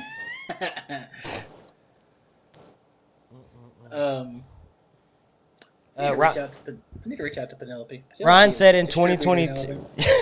Ryan said in 2022, I made it a game to buy 6 bottles of bottom shelf stuff to try, and found some really interesting stuff. I'll see what I can do. I'll look at that. Let me get through single malt May first. Then Yeah. I'll start planning on June. Yeah. So. Blythe said, I think we all have supportive wives or we wouldn't be here talking about it. This is very true. This is very true. Yeah. I don't know if y'all saw that. I know, because I know how much I spent at Whiskey Fest last year. Yeah, I don't know if y'all saw. I don't know if y'all saw the meme I posted today on Facebook, but yeah, I mean it absolutely, because you could have a stack of money if she ever turned around and sold my whiskey collection or my bourbon. I get whatever you want to call it, whiskey, bourbon, whatever. It's all the same. That's why all mine are open. You would have a stack of money. That's why all mines are open. I still feel like you could have a stack of money. Maybe with a couple of them. I think the big thing about our little community that we have though is that we all have a lot of really nice bottles. I know Ryan has some good bottles. You and Roy have some good bottles. Mm-hmm. I have some good bottles. But we don't covet it, and we share it. No, absolutely. Like I'll share everything on my shelf. So some of these samples that I sent you were the first time I'd ever opened the bottle. Like I hadn't even the 1792. I hadn't even tried it yet, and I sent you a sample of it. I mean, there's stuff I don't mind. I know he wasn't a huge fan of it, but like the Fierce Whiskers Batch 1 rye that I'd gotten, like I hadn't even cracked that bottle yet, and I immediately poured a sample for him for Brett to try, just to see what his thoughts were on it. I mean, there's stuff I don't care. I'll share anything, and I'll open it just for you to taste it. Like that's what it's there for. My only bottle that I'm a little bit more sensitive about sharing is the Booker's. No, absolutely. We all have those bottles. I mean, that one is a little bit, because story around it. Sarah bought it for me as a surprise gift. Right. No, absolutely. But the only person I would share with is probably our little circle of people. There's nothing wrong with that. Especially my bottle of regret. Yes. Anybody can buy the bottle of or anybody can try the bottle of regret. It's usually the first one Ryan tries to get people to try. Here, you need to try this one. You just tell them the price. I have a bottle of regret. Yeah? Mm-hmm. What's your bottle of regret? I have a couple. They're both in that cabinet right now. What are they? Barrel Armida. Really? No, thank you. I hadn't tried it. I'm going to let Blythe try that one because he rooted so hard for me to try this nasty ass shit that I tried from Chuck. See, I could have been mean and thrown a sample of that in there. I would have thrown it away. I would not have drank it. I refuse to. I refuse to ever drink that again. So what's the Armida? I don't remember which one. What makes that one up? Okay, let me take my ears. I'm just gonna get the bottle so I can show it to you. It'd be easier for me to do that. Yep. Blythe, I'm bringing the McNaughton next week.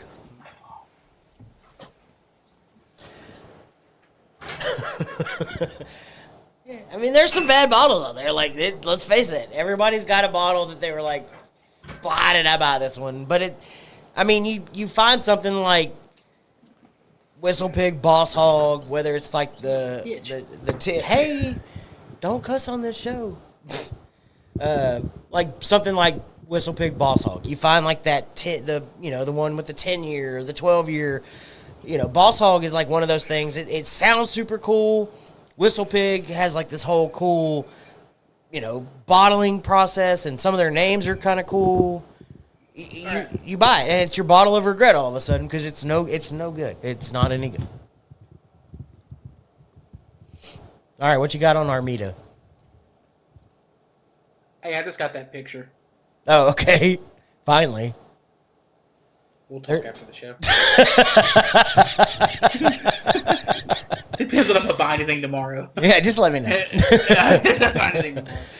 Because I'm going to a whiskey tasting tomorrow. So oh, okay.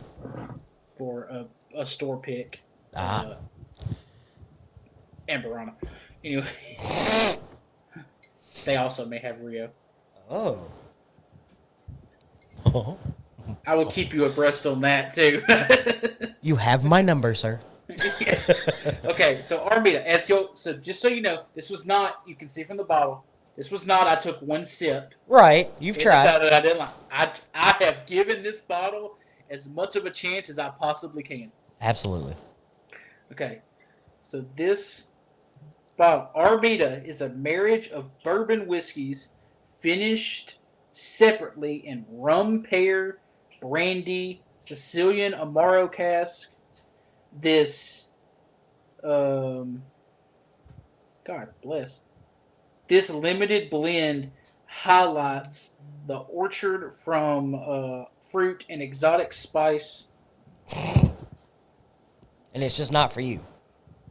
It tastes like perfume. Give me just a second. Okay.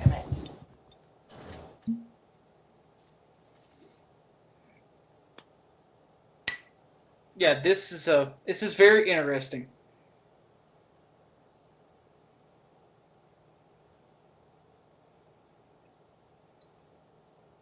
Oh, you know what? I'll pour a little bit of it just to.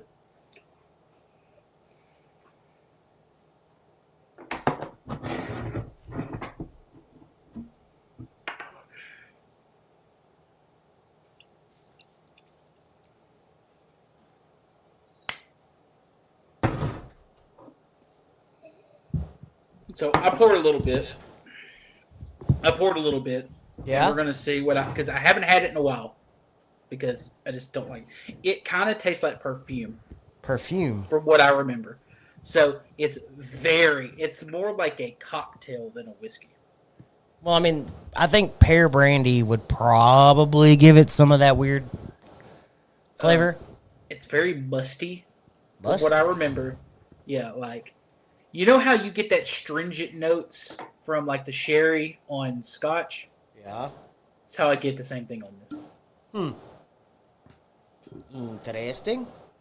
So, Blythe said he was gonna bring the. God. Blythe said he's bringing seagrass so y'all can compare. Oh, you don't want none of this shit, Blythe. If you like this, you can have it. But seagrass is a rye, if I'm not mistaken, right? Yes, seagrass is a rye. Okay. Blythe, we only have so much time. You're only going to be here for one night, right? Hey, just go all out. No, we got to go. We're going to Huntsville too, so we're going to go to a whiskey tasting place up there and eat some good food. We're going to do it upright with Blythe here. All right, so. Oh my God, it smells so weird. God Almighty, it smells weird. That's funny. I can't remember what bottle it was. Shit. This is the one I bought at the beach, by the way. Remember? I sent you the picture of this. Yeah, I remember. Bought this at the beach. Yeah, you were so excited. Yeah, it quickly went downhill. I'm trying to remember. I had one time that tastes like lipstick, and I can't remember what it is. Blythe said not fucking chocolate gravy. No, we're gonna go have a steak. Chocolate gravy. That's just as fucking terrible as I remember it being. Oh gosh. That's fucking awful. Sorry. Oh god. All right, so it's tomorrow, and we're talking whiskey and we're talking bourbon. This is tomorrow. It's gonna last all of 2 minutes, kind of like your sex life. It's the Kentucky It's the Kentucky Derby. Wow. Is the Kentucky Derby just an excuse for bourbon drinkers to drink for 2 weeks leading up to it, and then watch a 2-minute race and then move on? No, it's an excuse for rich people to go spend a stupid amount of money. Because they have they have events like for 2 weeks leading up to this thing. Oh, they do. I mean, it is whiskey is synonymous with the Kentucky Derby. Right, absolutely. So the mint julep is the drink. Yeah, so it's the drink of the Kentucky Derby. So they use it as an excuse to drink, but with their big hats. With their big ass hats. Yeah. But I think it's more the Kentucky Derby is more just like rich people just going, hey, look at all the money we have to spend on horses. Horses and whiskey. Horses, whips, and whiskey. And there's you a Kentucky Derby cocktail, right? But hey, if you put a horse on your bottle, it's gonna sell. Ask Pinhook. You know, Pinhook has a Kentucky Derby bottle this year too, actually. Oh, do they really? Yeah. Have you ever had a mint julep? Mm-mm. They're not bad. I'm not. They're not bad. If I'm having a whiskey mixed drink, it's probably gonna be an old fashioned or a whiskey sour. Or a Manhattan. So I made the I think it's Ryan with Pursuit United. He came out with a rye Rita, and I made it last week. It's made with their rye whiskey, which, I mean, I guess you could technically use any rye whiskey, but it's a margarita made with rye whiskey, and it's actually pretty good. Yeah, I enjoyed it. If you like margaritas, I mean, you still have to kind of like a margarita because it's got all the same. Well, I like margaritas too. Tasting notes. But yeah, that's one I'll keep on the. Like, I actually bought another bottle of their rye today because I'm out, which I enjoy it anyway. But I bought another bottle so that I can make some more rye-ritas for Cinco de Mayo. Oh, that's coming up too, isn't it? Yeah, we got Kentucky Derby tomorrow, and then Cinco de Mayo on Sunday. So it's going to be just a drinking weekend. Yay! Yay! I'm scared. Ryan said mint juleps are nasty in his opinion. Wow, like I said, I've never had one. I'm a little surprised by that, Ryan. I did not expect you to not like them. That's for some reason. I don't know why, but I just assumed you might be a julep kind of guy. Mother's Day is also coming up too. It's next weekend. Yeah, I keep asking my wife what she wants, and she won't tell me. So here we are. Yeah, I got a busy weekend next weekend. Yeah. Yeah, so Friday night, my work has rented out the party deck at a baseball game. Nice. So I'm assuming tickets to that. Is it like a minor league game? Yes, it's a minor league game. A minor league game is the only thing I can think that would have a party deck. It's actually pretty cool. It's up near the suites, so we're going to do that. Got tickets to that. Then Blythe's coming Saturday. Heck yeah. And then who knows what's going to happen then.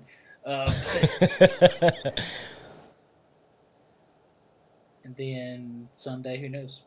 Got to do something. Got to go see my mom at some point, I guess. Yeah, probably would be a good thing. Yeah.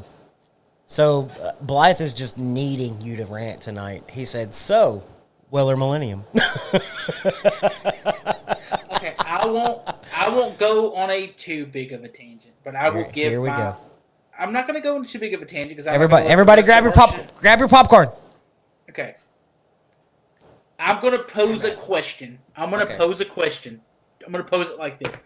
Instead of it like me ranting. Can I play devil's advocate? You can play devil's advocate. Let me tell you where I'm coming from. if it was another company, say it was a craft distillery that had whiskey that was that old, or sourced whiskey that was that old, and they said they were blending together whiskey that old, but then, oh, by the way, we're proofing it down to 98 proof. Would there or would there not be an outcry from people in the whiskey community if it didn't have Buffalo Trace attached to the name? I'd almost have to ask which craft distillery. Because, well... Say it is somebody like... Say Still Austin did it. Or Barrel Bourbon did it. Well, Barrel can't. Barrel's not allowed because that's their whole shtick. Is we re-release everything at barrel proof. Okay, so yeah, they'd get a ton. They would get a ton of backlash because they've released every other thing at. So let's say somebody like Starlight or Still Austin or somebody in that vein, or anybody like that, like someone who's in the medium like size. So here's my answer to that. I think Buffalo Trace only catches shit for it because their name is Buffalo Trace and they're the ones doing it. I think if Still Austin said, hey, we've got an average age 18-year-old whiskey that we're about to release and we're going to make it 100 proof, I think everybody would be okay with that. Because people love Still Austin. They're a darling. They've blown up this year. They're loved by so many people. I just have a problem when me and you both know the reason that Buffalo Trace is doing that. In my opinion, they are doing that to, first of all, they can flood the market with more of the distillate. But the real reason that they're doing that with Weller is they're going to drive the market to the other Weller labels. Because they know not everybody's going to be able to get that bottle. Right. Well, okay. So make the same argument for Old Grandad. They're releasing a 16-year. Not everybody's going to get it. Does that mean the average whiskey consumer is going to run out and buy Old Grandad 114 because it's technically the same distillate, just not as old? I mean, I don't know.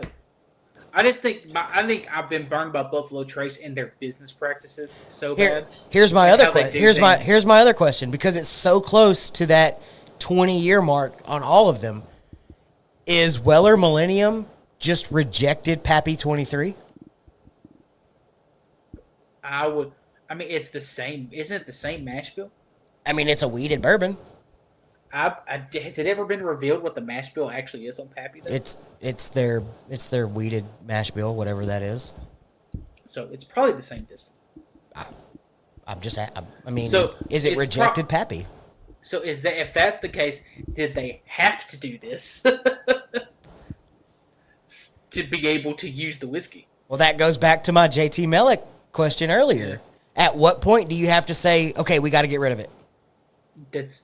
Which is concerning is, has it even been vetted that much?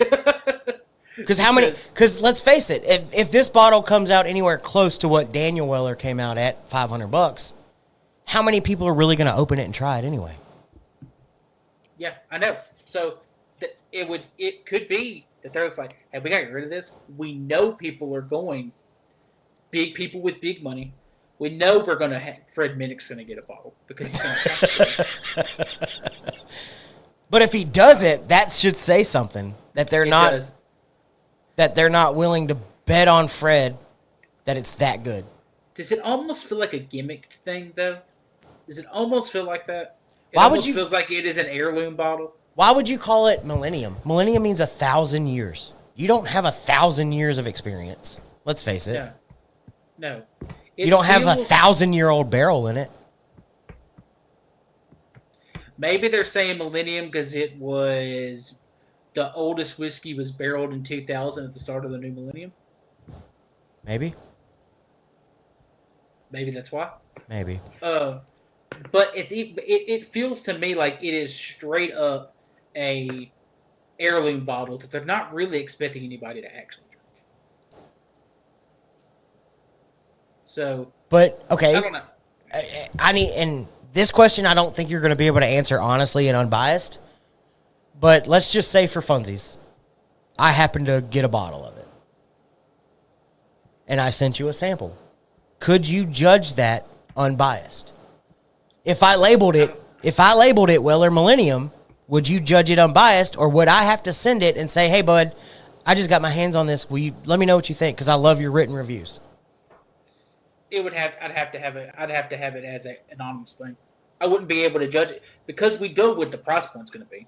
We don't know, but we have an idea. If you go by what they charged Eagle Rare 23 or 25, it would come to think that it's probably going to be in the upper thousands range.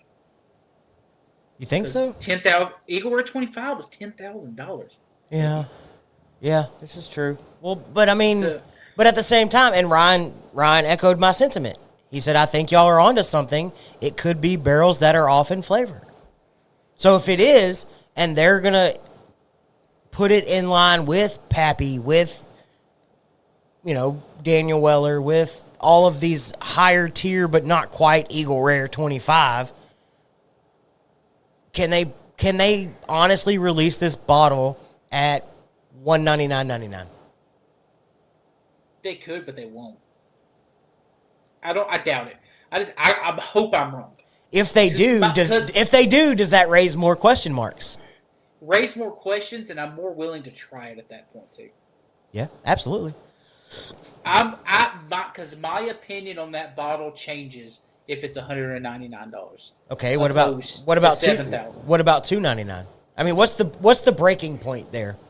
Is it Daniel Weller at $499? I think I don't. The thing, because the problem is I've never seen I've never seen a bottle of Daniel Weller, just for the record, and I worked for a liquor store for the past month. I've never seen a bottle, but I couldn't spend $500 on that bottle. I'm telling you now. So the question is, but the Daniel Weller's doesn't even have an age statement either. Mm-mm. But this one does. This one does. That's my problem with that, though, is because you look at how much they charge for the William LaRue. Right. And it's usually between 17 and 18 years, something like that. Right. So why around that age range? Why can't this come in at even BTAC pricing? Why can't it come in at BTAC pricing? Why can't it come in at Pappy 23 pricing? I would say the max. So retail on William LaRue is $150. If you're saying that it is a BTAC level product, I don't think you can charge more than what the BTAC equivalent is. Because at that point, aren't you kind of devaluing the BTAC variant? Well, that's what Daniel Weller did.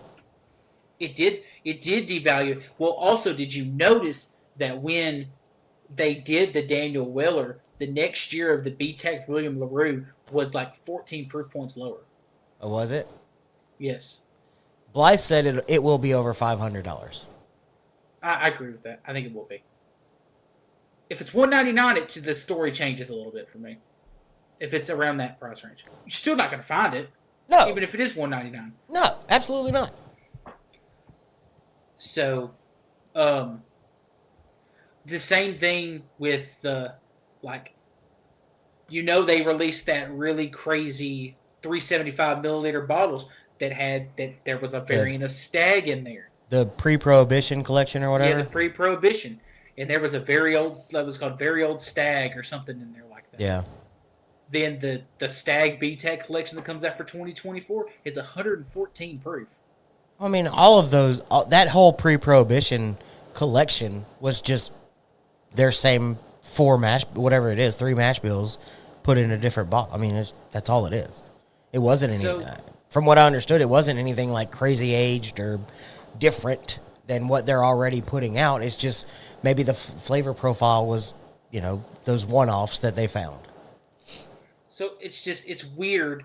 It does seem odd, though, that they released these other weird labels, though, last year, and then the 2024 BTAC release comes out.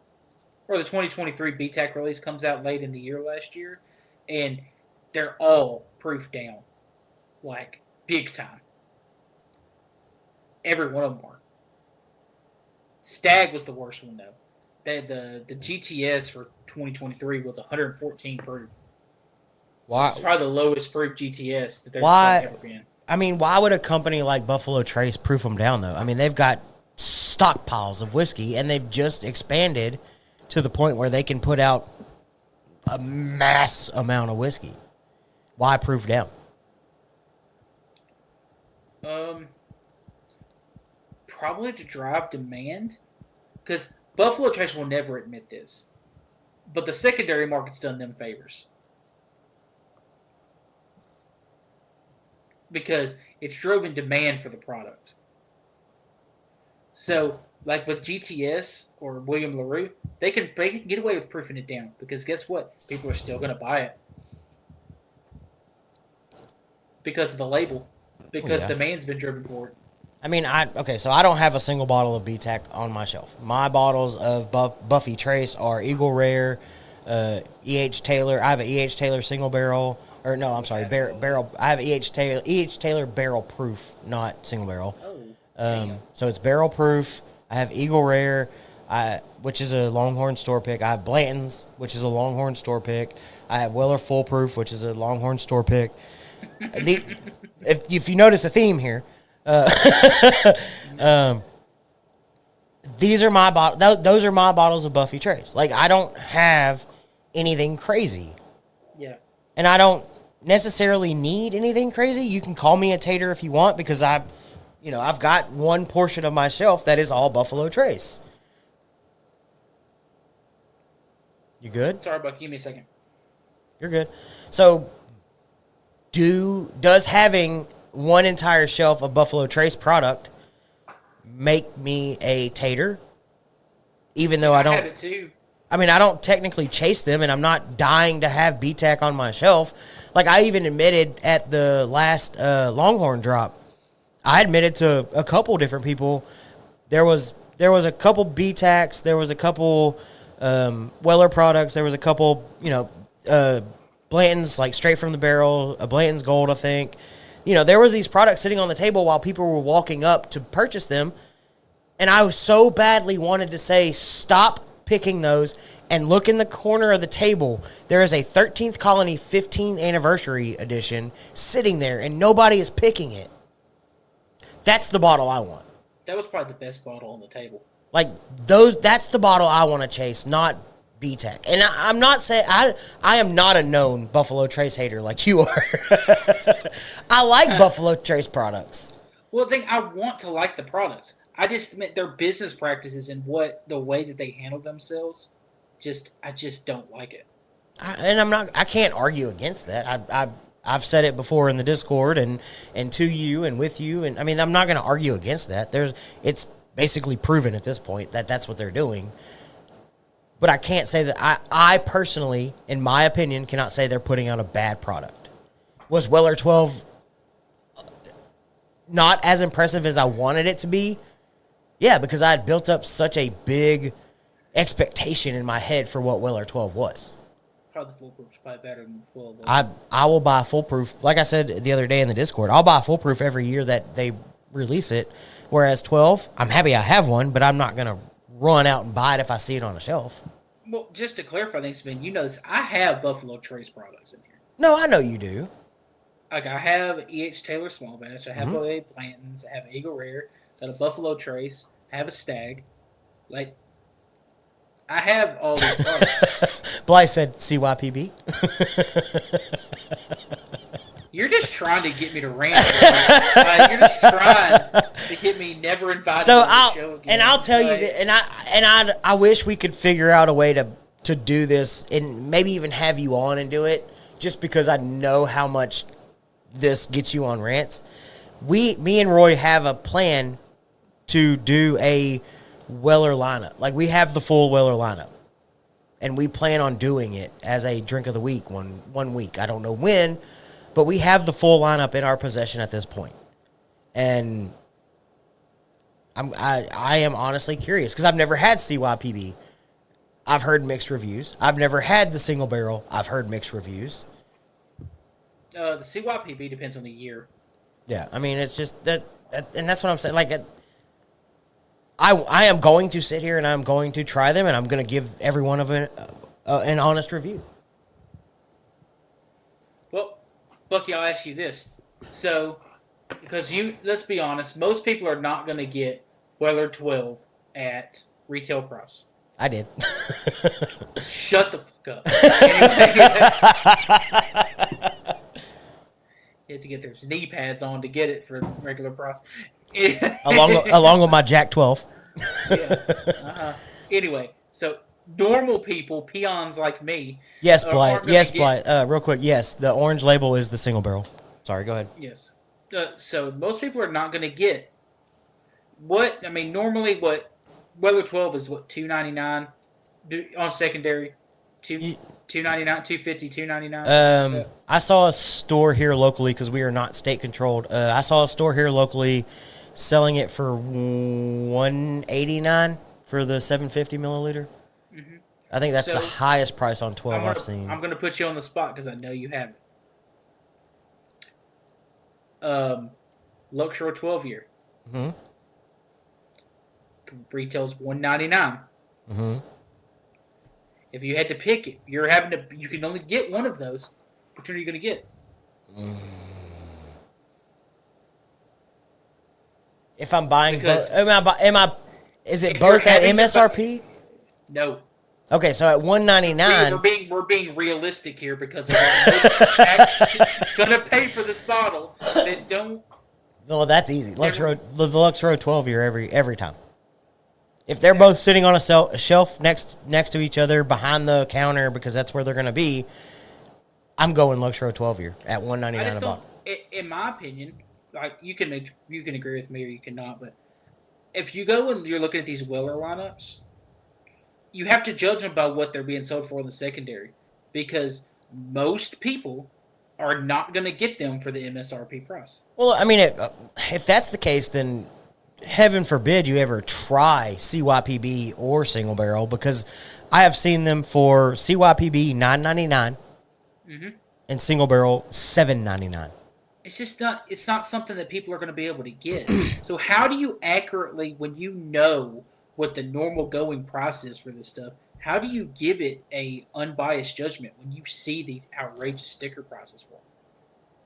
For me, its core CYPB is an $80 bottle of whiskey. Right. For me, that's what I have to judge it off of because I know personally, for me, if I wanted to, I could probably have a bottle of CYPB for $80.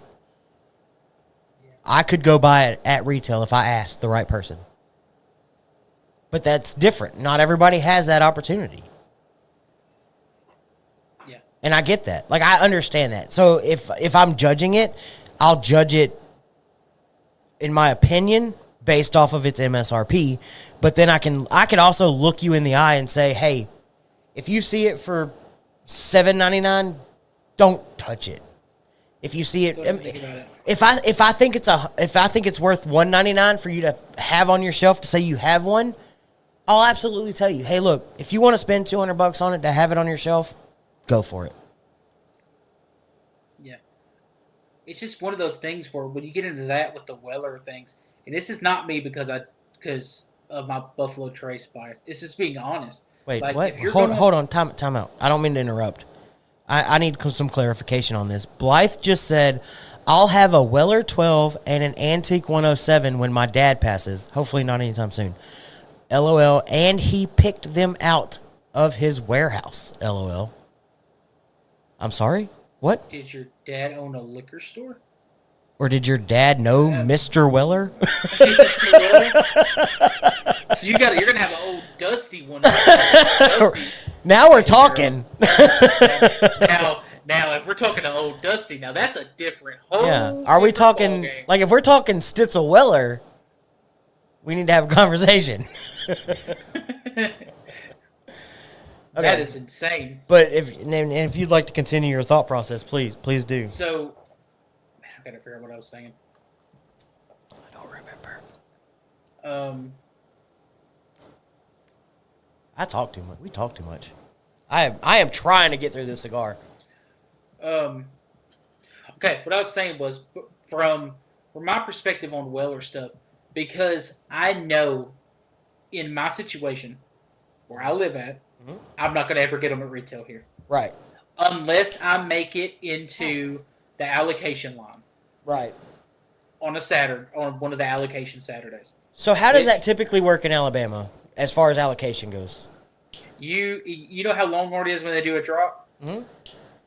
Imagine that times 2. Do you have to like be on like an email list or a only for quarterly and annual releases? They release what is going to be released for allocation 2 weeks before it releases. Okay. So you just you have to just show up, or you? Yes, you have to show up and get in line, and they don't let anybody in till 11 o'clock. Wow. 11 a.m. And is it like so? Okay. Well, because you said Longhorn times 2, but here's my question for that. Because I've watched people in line wrapped around the building at Longhorn get in, get a bottle or 2 or 3 or whatever it is, and then get back in line and still get another bottle of allocated whatever that they wanted.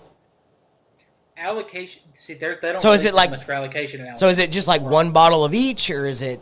You're allowed 1 bottle off the table, even if you get back in line and wait. You can get back in line and wait, but at the time of purchase, you're only allowed to buy 1 bottle at a time. Okay. Huh. Now, I did kick myself because I just didn't want to spend that much money that day, so I didn't do it. I had an opportunity to get a pretty allocated bottle that weekend. Tell us what it was. I stood in line for. I'm gonna tell you this. I stood in line for 45 minutes. An hour. They moved really quickly. I was kind of surprised. I was in Huntsville, so I walked through, and people had already went through there. They had the chicken cock double oak. Ooh, that's allocated? That's allocated. Everything's allocated. What the fuck? I think I can name multiple stores that have it right now. They had the Woodford batch proof. Ooh, that's a good one. And then they had, what else did they have? They had some other crazy stuff too. Yeah. And I was just like, I just can't. So when's the next one for Abalaba? May 27th. Have you gotten the list yet? No, I get it on May 12th. Okay. On May 12th, I want you to send me that list. I want to see it. I will do that. Like last month. What is May 12th? It's next weekend. Well, May 14th. It's the first week in May, first or second week in May. It would be May 13th is when it would come out. So you'll get it Monday. Okay, so you'll get it on Monday, and then they'll drop the following Friday. It'll drop on. It would be the 24th.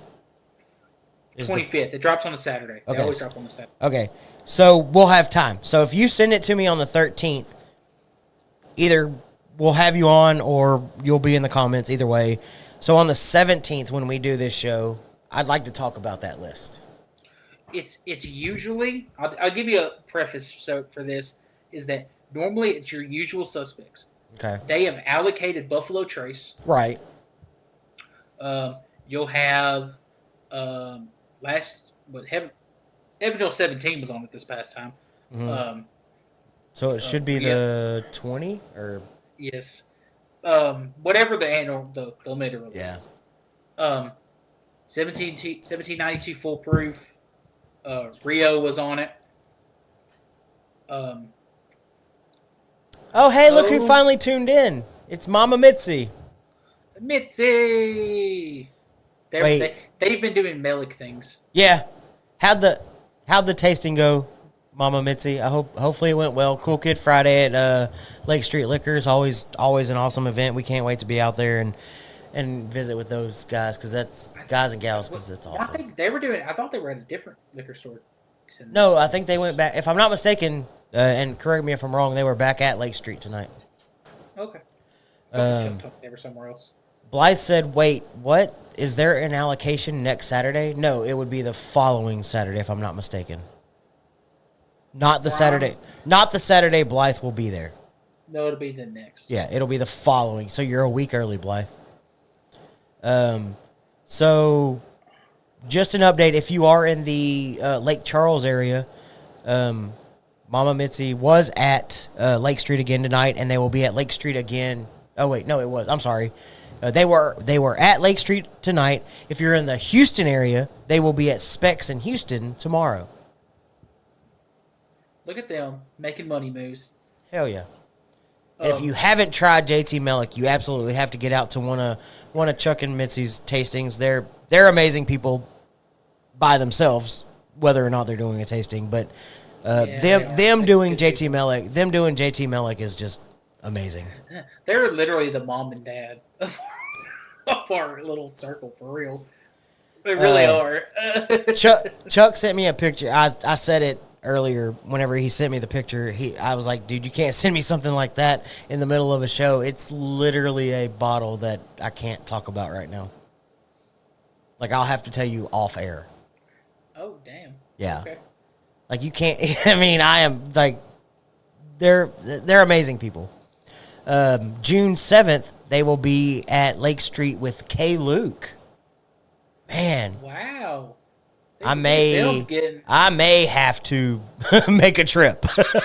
Oh, wait, I don't know if I can. Oh, yeah, I might be able to. I'm dying to try some K. Luke. Like, I'm not lying. I'm not kidding. I want to try some K. Luke. I need to see if... Let me see something. Mike can arrange. Yes, Blythe, I apologize. And to my employer, I apologize. It is the Rabbit Store in Houston tomorrow. May 4th. Shit, tomorrow's May 4th. Tomorrow's Star Wars Day. May the 4th be with you. May the 4th be with you, sir. There's so much happening this weekend. The Kentucky Derby, May 4th, Cinco de Mayo. I got a crawfish bowl I'm going to. There's so much happening. I'm trying to see where K. Luke has distribution at. Louisiana, Kentucky, Florida. They have distribution in Tennessee. Tennessee. Ooh, hey, mother. Hey, say mother trucker. I has the cashier. I will investigate that information further. Let me tell you that right now. But I will tell you, and if you are in the area, Mississippi as well. If you were in the area, if you were in Lake Charles, you absolutely have to get out to Lake Street Liquor. If you don't follow them on social media, they do a great job. Ashley's amazing at what she does. The Cool Kid Friday thing I've loved since I've started following them, and since I was introduced to Lake Street Liquor, I've always thought the Cool Kid Friday thing was awesome. But if you're in the Lake Charles area on June 7th, they will be Mitzi and Chuck will be out there with K. Luke. K. Luke made the top 10 of Fred Minnick's top 100 of 2023, and they are doing some amazing things. God, what's the guy? I know his last name's Masano, but he's out of Mississippi.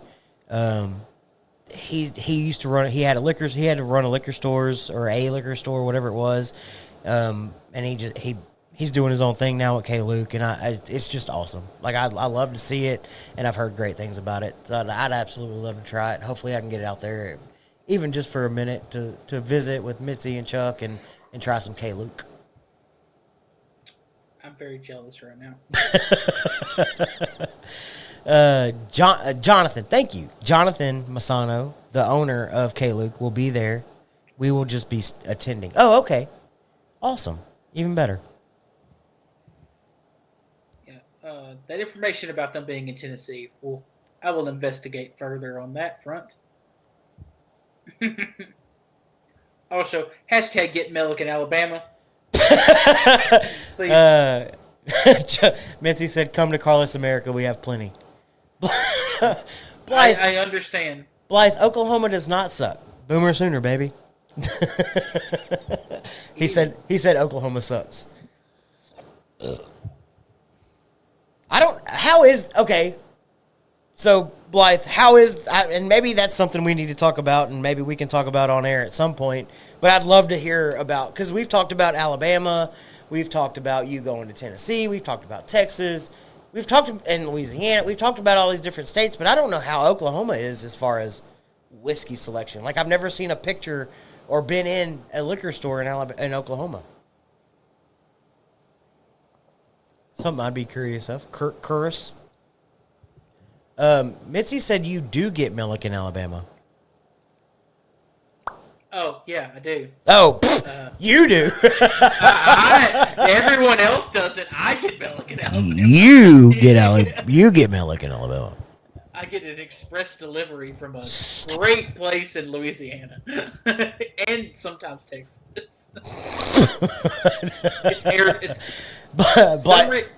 A stork just drops it off at my door. Yeah. I don't know where it comes from. The Malik Mafia, we have our ways. You don't ask questions. Get off, you cabin.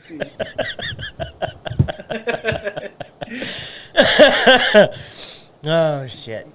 Blythe just said it sucks. LOL. Maybe that's a trip I need to make. Not just for the football team. Blythe, I have lots of things that you should bring you some empty sample bottles when you come. We can explore that conversation later. Yes, we can. Hey, speaking of which, I don't know if he ever made it, but I don't know if you saw Acre Distilling, our buddies out of Fort Worth. They won Best of Fort Worth 2024. Oh, really? Yeah, that's pretty cool. I have a bottle of the long-haired Jim. Yes, you do. Over there. It's right there. And you've got a sample. Yeah, a sample of single malt right there. It's signed by a couple of dumbasses, but I don't know why why you would want that one, but that's a special bottle. It sat on set. It sat on set. I mean, it's got Roy's sweat and shit all over the side of the bottle. I licked it at one point. Yeah. Shit. That's disgusting. That is not COVID approved. Jake said, "What is that? I don't know what that is." It smells like spit. It's salty. What is this? Blythe said he plans on making that trip this summer. Yeah, and I would recommend it. I think they're doing great things over there. I mean, you've had the long-haired Jim. I don't think you've had the Texas Smoke to this point, but you will have it at some point. I can't wait to hear your thoughts on it. Yes, Mitzi, Mama Mitzi. Hopefully y'all will be there because she said we will be at Lake Street on June 22nd for a podcast sampling of Melick. There it is. Acre Distilling, Texas Smoke. Soon to be featured on the Sips at the Lodge. Which can be seen on Thursday nights at 7:30. 7:30 Oh, sponsored by Sponsored by Heart of the Lion Cigar Co. Oh man. So, Mitzi, if y'all are going to be there that night for that podcast, sampling Melick, you absolutely are going to have to come on, one of you, or both of you, and talk about Melick. Just saying. I don't know what podcast it is, but you'll have to come on and talk about it. Wink. Nah. Uh-huh. All right. Well, shit. We are at 2 hours and 15 minutes. Yeah, we are. Blythe said it last night, and he said it again. Slams and sips at the lodge. I feel like that's copyrighted. Anyway. copyright, trademark, register pending.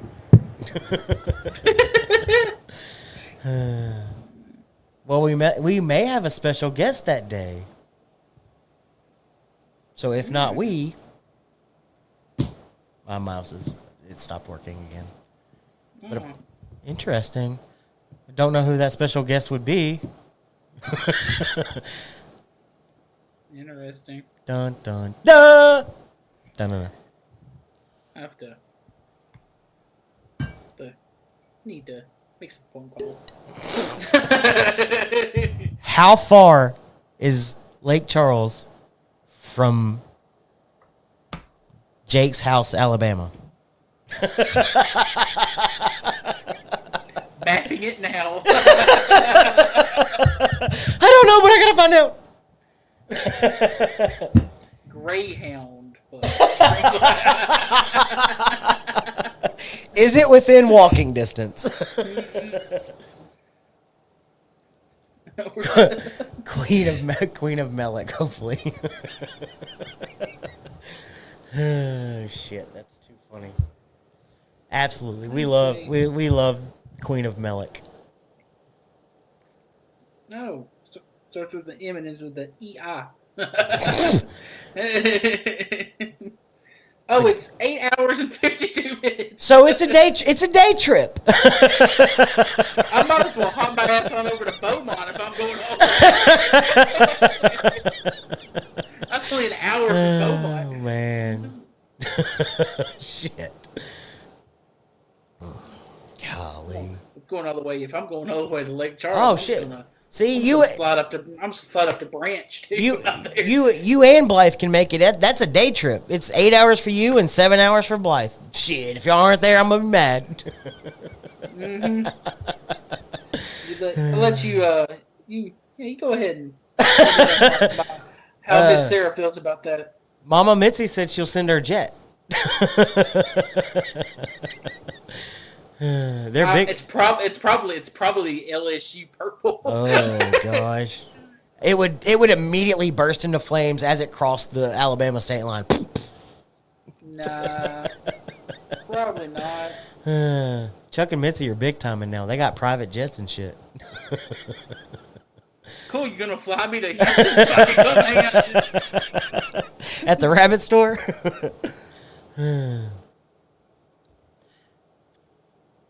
I'm looking. What date did you say that was? June 22nd. Melek crop duster. Her private jet is a Melek crop duster. That's amazing. Hey, we can make it a business. Fly a banner behind it. God, that would be awesome. I will say, okay, so I know we probably need to start wrapping this up, but I'll say this. So both events that I've been at, that JT Melek has been at, I have literally tried herding people to their booth. Especially when Mia is out there, and she's always out there. She does a great job, and she's super energetic, and I love just listening to her talk about it. But I was standing in line at Whiskey Riot a couple weeks ago, and there were some guys standing next to me, and they were like, I've heard about it, or I've seen it, and I was like, they were like, I don't know, we'll see how it is. And I was like, here's my thought process on it. I know we're all here for whiskey, but before you try anything else, try their vodka. Just give it a shot. And they were like, no, what? No, why would we ever do that? Blah, blah, blah. And I was like, just for funsies, just give it a shot. And they did. And she went through her whole spiel. They tried it, and they were like, okay, you might have something here.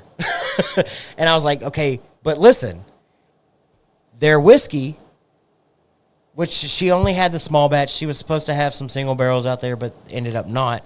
I was like, their whiskey, I promise you, it will be the best thing you try tonight. And they were like, whoa, that's big shoes to fill, because there's some good stuff out here.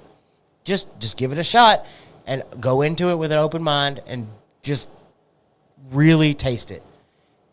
And they did. And they were like, okay, you might be onto something here. And I was like, I'm telling you people, if y'all just listen, JT Melek is doing something, and they're doing something special. Let me tell you right now, that Longhorn store pick, JT Melek from that me and Ryan were gushing over last night on my podcast talking about the maple syrup on the finish. Yeah, y'all went on and on and on and on and on. And then the maple syrup appeared on the nose after we found it on the palate. Yeah. I was like, this tastes like daggum pancakes. And hear me, I am not a paid sponsor, paid ambassador, not nothing. I don't have no nothing with JT Melick. I mean, I can be. Except for the fact that I have tried everything that they are putting out, and I love everything that they put out. That is a brand I can get behind, and I will love, and I am passionate about. And I am not kidding. Like that whole Melick Mafia thing that we started up, and that is hopefully takes off because it needs to. Like, I'm legit. Like, I am all for it. I am all behind it. And that's just me being me and being honest. Yeah, we love JT Melick. My wife can drink that vodka by the gallon. That's not an exaggeration either. Yeah. And Blythe, it no longer has to be an undisclosed location. It is the Longhorn Liquor pick, along with this one and this one and. Oh, you mean? Oh, yeah. Let's see. That one. Jake, if you suddenly have a Longhorn Liquor collection, don't be surprised. There's two more in the cabinet over there.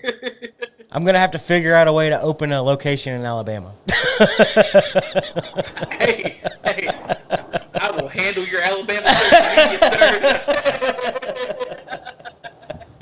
Oh man. Oh shit. But that's my little spiel for tonight. Y'all can take it how you want. That's it. I mean, it's somebody like JT Melick. It's somebody like Penelope. It's somebody like Still Austin.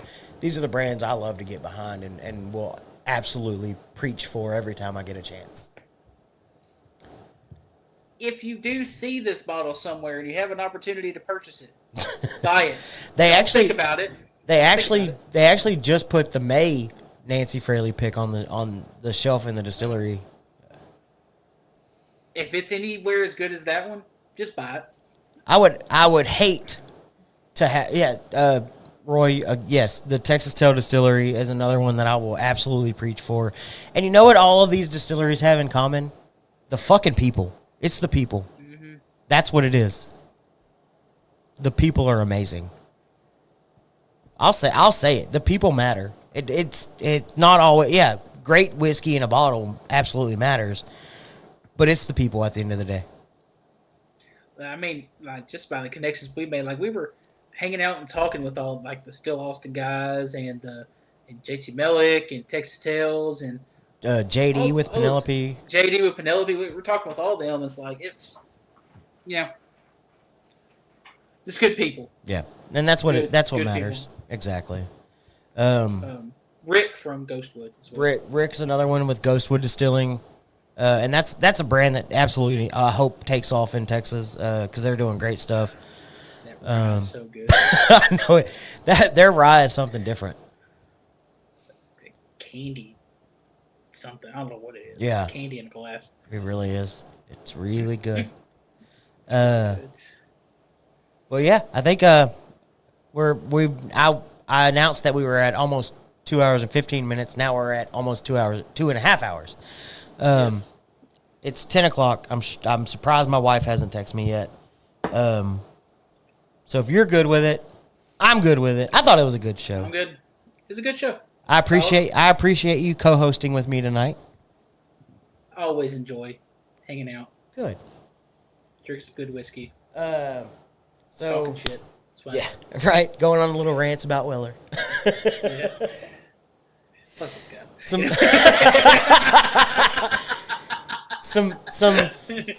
Some fun topics tonight. The whole master distiller versus master blender thing. There's a topic we didn't get to, which hopefully you'll be in the comments next weekend or next Friday, because I want to bring it up whenever Roy's back in.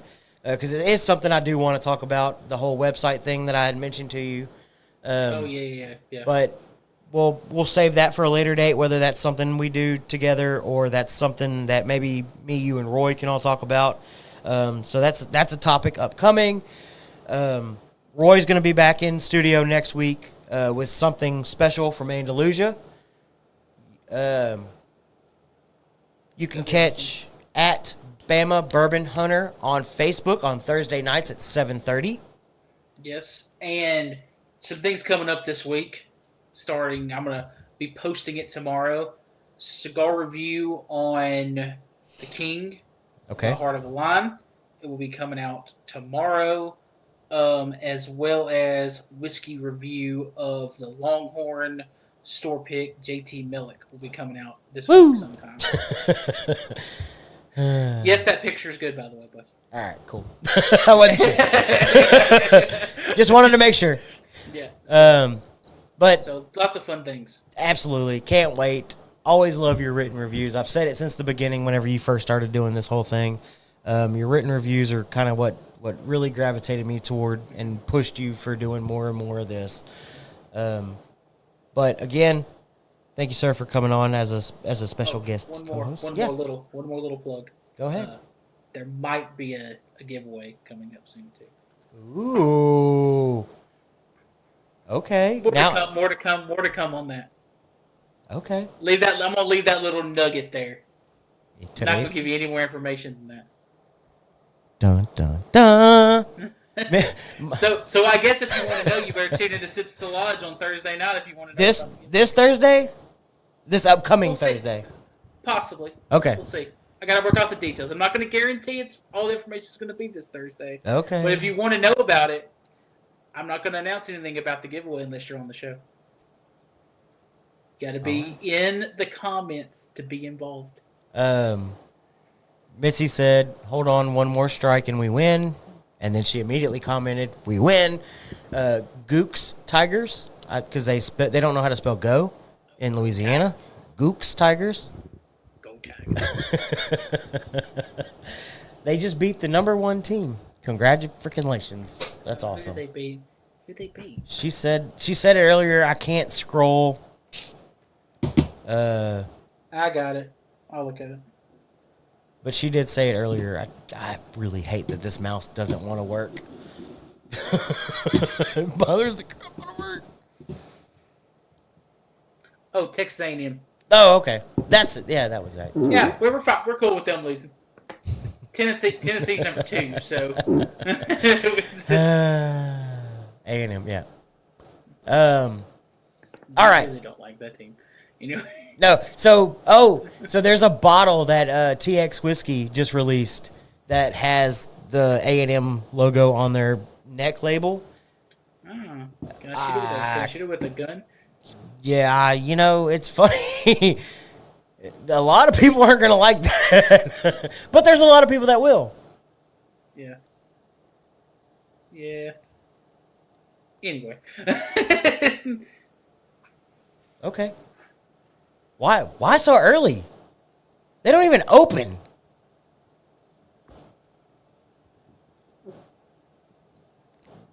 We'll talk about it. Anyways, weird silence. Yeah.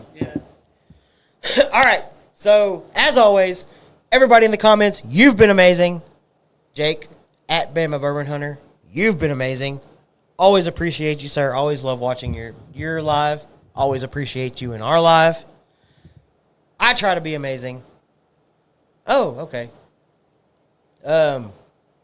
But I've been the functional gentleman, not men. Gentleman. You've been at Bama Bourbon Hunter. This show's been amazing. I can't thank everybody enough for tuning in, chiming in, talking with us, having a good Friday night. As always, we always appreciate it. But the time has come. Everybody pour one little bit because you can't. I got a little. Got a little? Knob Creek here. Got a little Knob Creek here. Mama Mitzi, good night. You've got an early morning. Get some rest. You ain't got to go home, but you can't stay here because we're getting the flop up out of here. So if you're ready, you Hit me with it. I got a last call already. All right. Last call for alcohol. You don't. There are good bottles. There are bad bottles. There are overhyped bottles. There are the best bottles, but the best bottle is the one you have with a friend. Cheers, sir. Cheers. Oh man. That's a good drink. Dude, that Still Austin April pick is that's something special. That Knob Creek's good too. Yeah, Knob Creek's good too. that one's good too. But but yeah, this is next level good. I just didn't want to pour any more in mine. No, I don't blame you. I was that bottle could have been finished tonight. I know. I could have kept drinking it. It's so good. Yeah. All right, Blythe. See you, buddy. Mitzi, Chuck, y'all be careful on your drive in. Hope y'all have a great tasting at the Rabbit Store in Houston tomorrow. If you're in the Houston area, check them out. They're pouring up some good JT Mellick. As always, we've been the Functional Gentlemen. He's been at Bama Bourbon Hunter. I got to go this way, not that way. We out. See ya. I can't work my mouse. I got to get up. Do something funny. I can't do anything funny here. That was very awkward. My tongue get what I deserve. Trendsetter, I got style for you. Ain't seen you at the top, it's been a while for you. Big you up and they look down on you. Take one loss, no one's around for you.